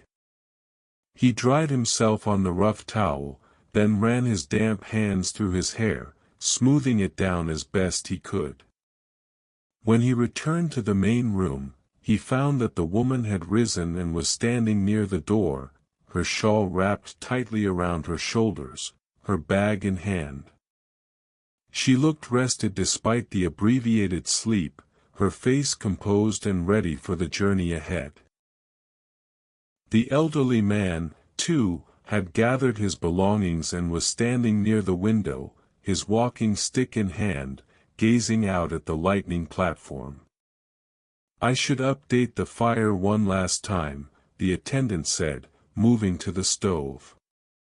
He opened the door and added several pieces of coal, building up the fire so that it would burn strongly through the early morning hours. The day shift attendant would arrive shortly after the first train, and he would want to find the room warm and welcoming, ready for the morning's travelers. The clock read 4:30. 45 minutes until the milk train arrived. The attendant moved to his shelf and took down the log book, opening it to the current page. He wrote carefully, noting the time, the condition of the room, the presence of the 2 passengers who had sheltered here through the night. His handwriting was neat and precise, each letter formed with care, and when he finished, he read through the entry once more to ensure its accuracy before closing the book and returning it to its place. "The train will arrive at platform 2, he told his companions. "Just through that door and to the right. You'll hear it coming well before it arrives, the sound carries clearly in the morning air." "Thank you," the woman said. "For everything. This has been... well, it's been more than just a place to wait. You've made it something special." The elderly man nodded in agreement. "She's right. You have a gift for this work, whether you recognize it or not. You create a space where people feel safe, feel cared for. That's no small thing." The attendant felt his face warm with the praise, and he looked down, uncomfortable with the attention. "I'm only doing what needs doing," he said. "But I'm glad it's been helpful to you." "More than helpful," the woman insisted. "Necessary. Essential. Don't undervalue what you provide here." The attendant nodded, accepting her words even as he struggled to fully believe them. He had never thought of his work in such elevated terms, had always seen it as simple, practical labor. But perhaps these travelers saw something he had missed, some dimension of meaning that had been invisible to him because of his proximity to it. The 3 of them stood in the warm room, none quite ready to break the spell of the night's companionship, even as the approaching morning pressed in from all sides. The lamp on the shelf seemed dimmer now, its light overwhelmed by the natural illumination filtering through the window. The attendant moved to extinguish it, turning down the wick until the flame guttered and died, leaving only a thin trail of smoke that quickly dissipated. Without the lamp, the room looked different, more ordinary, more exposed. The soft shadows that had given it such warmth and mystery during the night were gone, replaced by the flat, revealing light of early morning. The attendant felt a pang of something like loss, as though a spell had been broken, though he knew this was foolish. The room was the same room it had always been, only the lighting had changed. He moved to the window and unlatched it, pushing it open slightly to allow fresh air to circulate. The cold morning air rushed in, carrying with it the sense of the waking city, coal smoke and damp stone, bread baking in distant ovens, the sharp tang of the river that flowed somewhere beyond the rooftops. The air was clean and bracing, and it cleared away the last remnants of the night's stuffiness.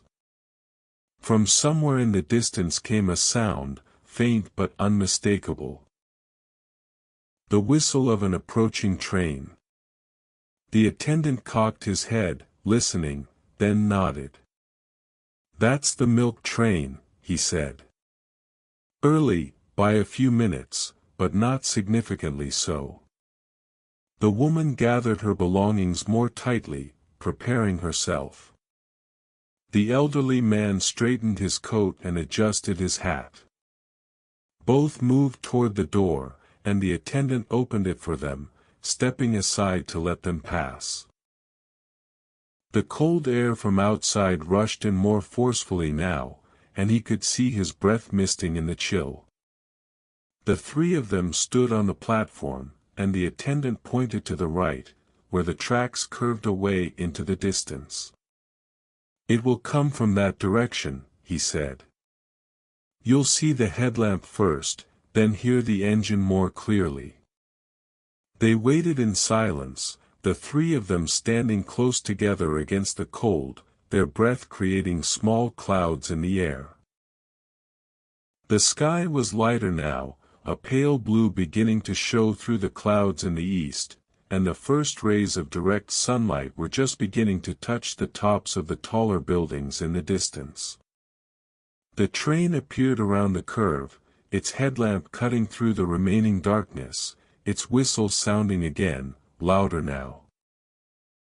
The attendant felt the familiar rumble through the platform beneath his feet, felt the stirring of air as the engine approached, pulling its line of carriages behind it. The train slowed as it entered the station, brakes squealing, steam hissing from the pistons, and finally came to a stop with a final shudder and sigh. The woman turned to the attendant, her hand extended. He took it, feeling the coolness of her fingers, the firm grip of her handshake. "Thank you again," she said. "I won't forget your kindness." "Safe travels, ma'am," the attendant replied. The elderly man also shook his hand, his grip strong despite his age. "Take care of yourself," he said. "And remember what we talked about. Your work has meaning, whether you always see it or not." "I'll remember," the attendant promised. The two travelers climbed aboard the train, disappearing into one of the carriages. The attendant stepped back from the platform's edge and watched as the guard walked along the train, checking that all was secure. The guard raised his flag, the whistle blew, and the train began to move, slowly at first, then gathering speed as it pulled away from the station.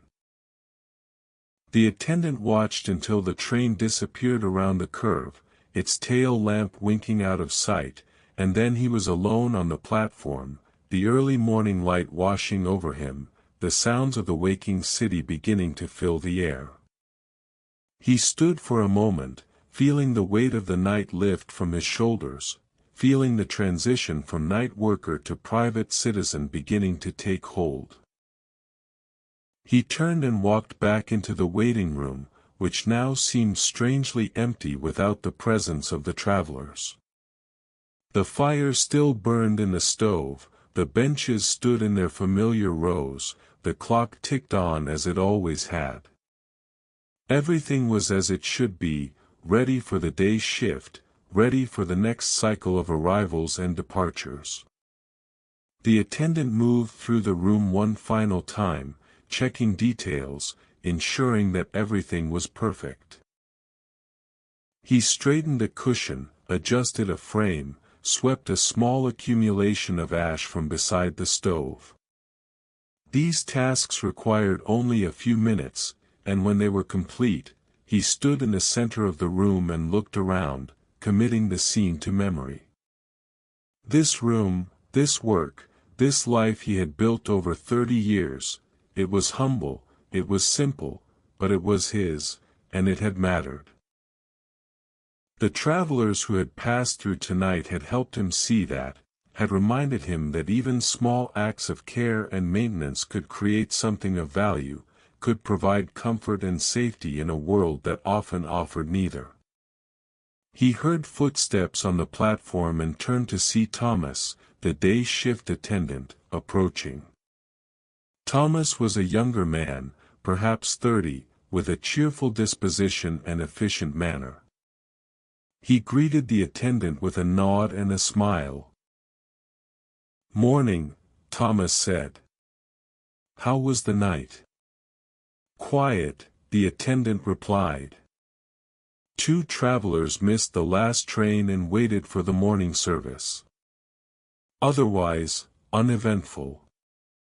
"Fire's burning well," Thomas observed, moving to the stove to check it. "I built it up just before the train arrived," the attendant said. "Should last you through the early hours."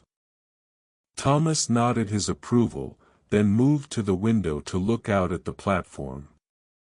"Sky's clearing. Should be a decent day." The attendant gathered his own belongings, his coat, his cap, the small bag in which he kept his tea and a few personal items. He put on the coat and settled the cap on his head, then turned to Thomas. "All yours, then," he said. "Right," Thomas replied. "See you tomorrow night." The attendant stepped out onto the platform, pulling the door closed behind him.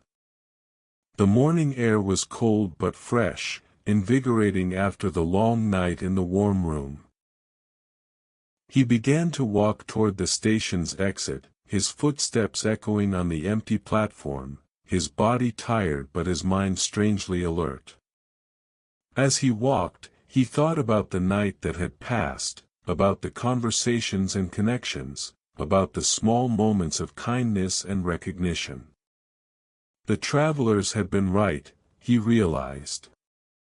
His work did have meaning, did create something of value.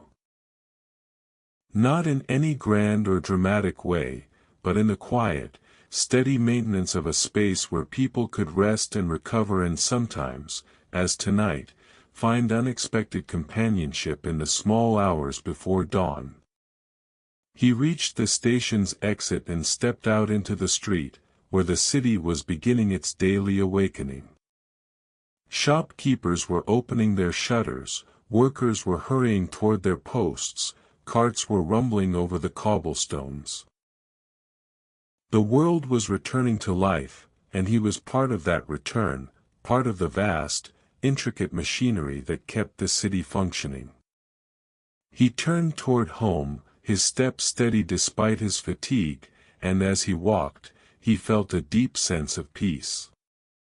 The night was over, his vigil was complete, and he had fulfilled his duties faithfully, as he had done for 30 years and would continue to do for as long as he was able. That was enough. That had always been enough.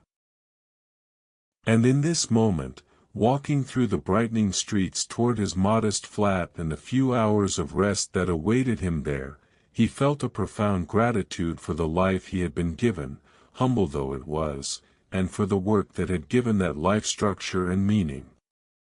The attendant walked on through the morning, a solitary figure among the growing crowds, his mind at peace, his heart content, ready to rest before the cycle began again with the coming of another night. Thank you so much for joining me here at Mystic Sleep Tales. I hope this quiet journey through the night brought you peace and rest.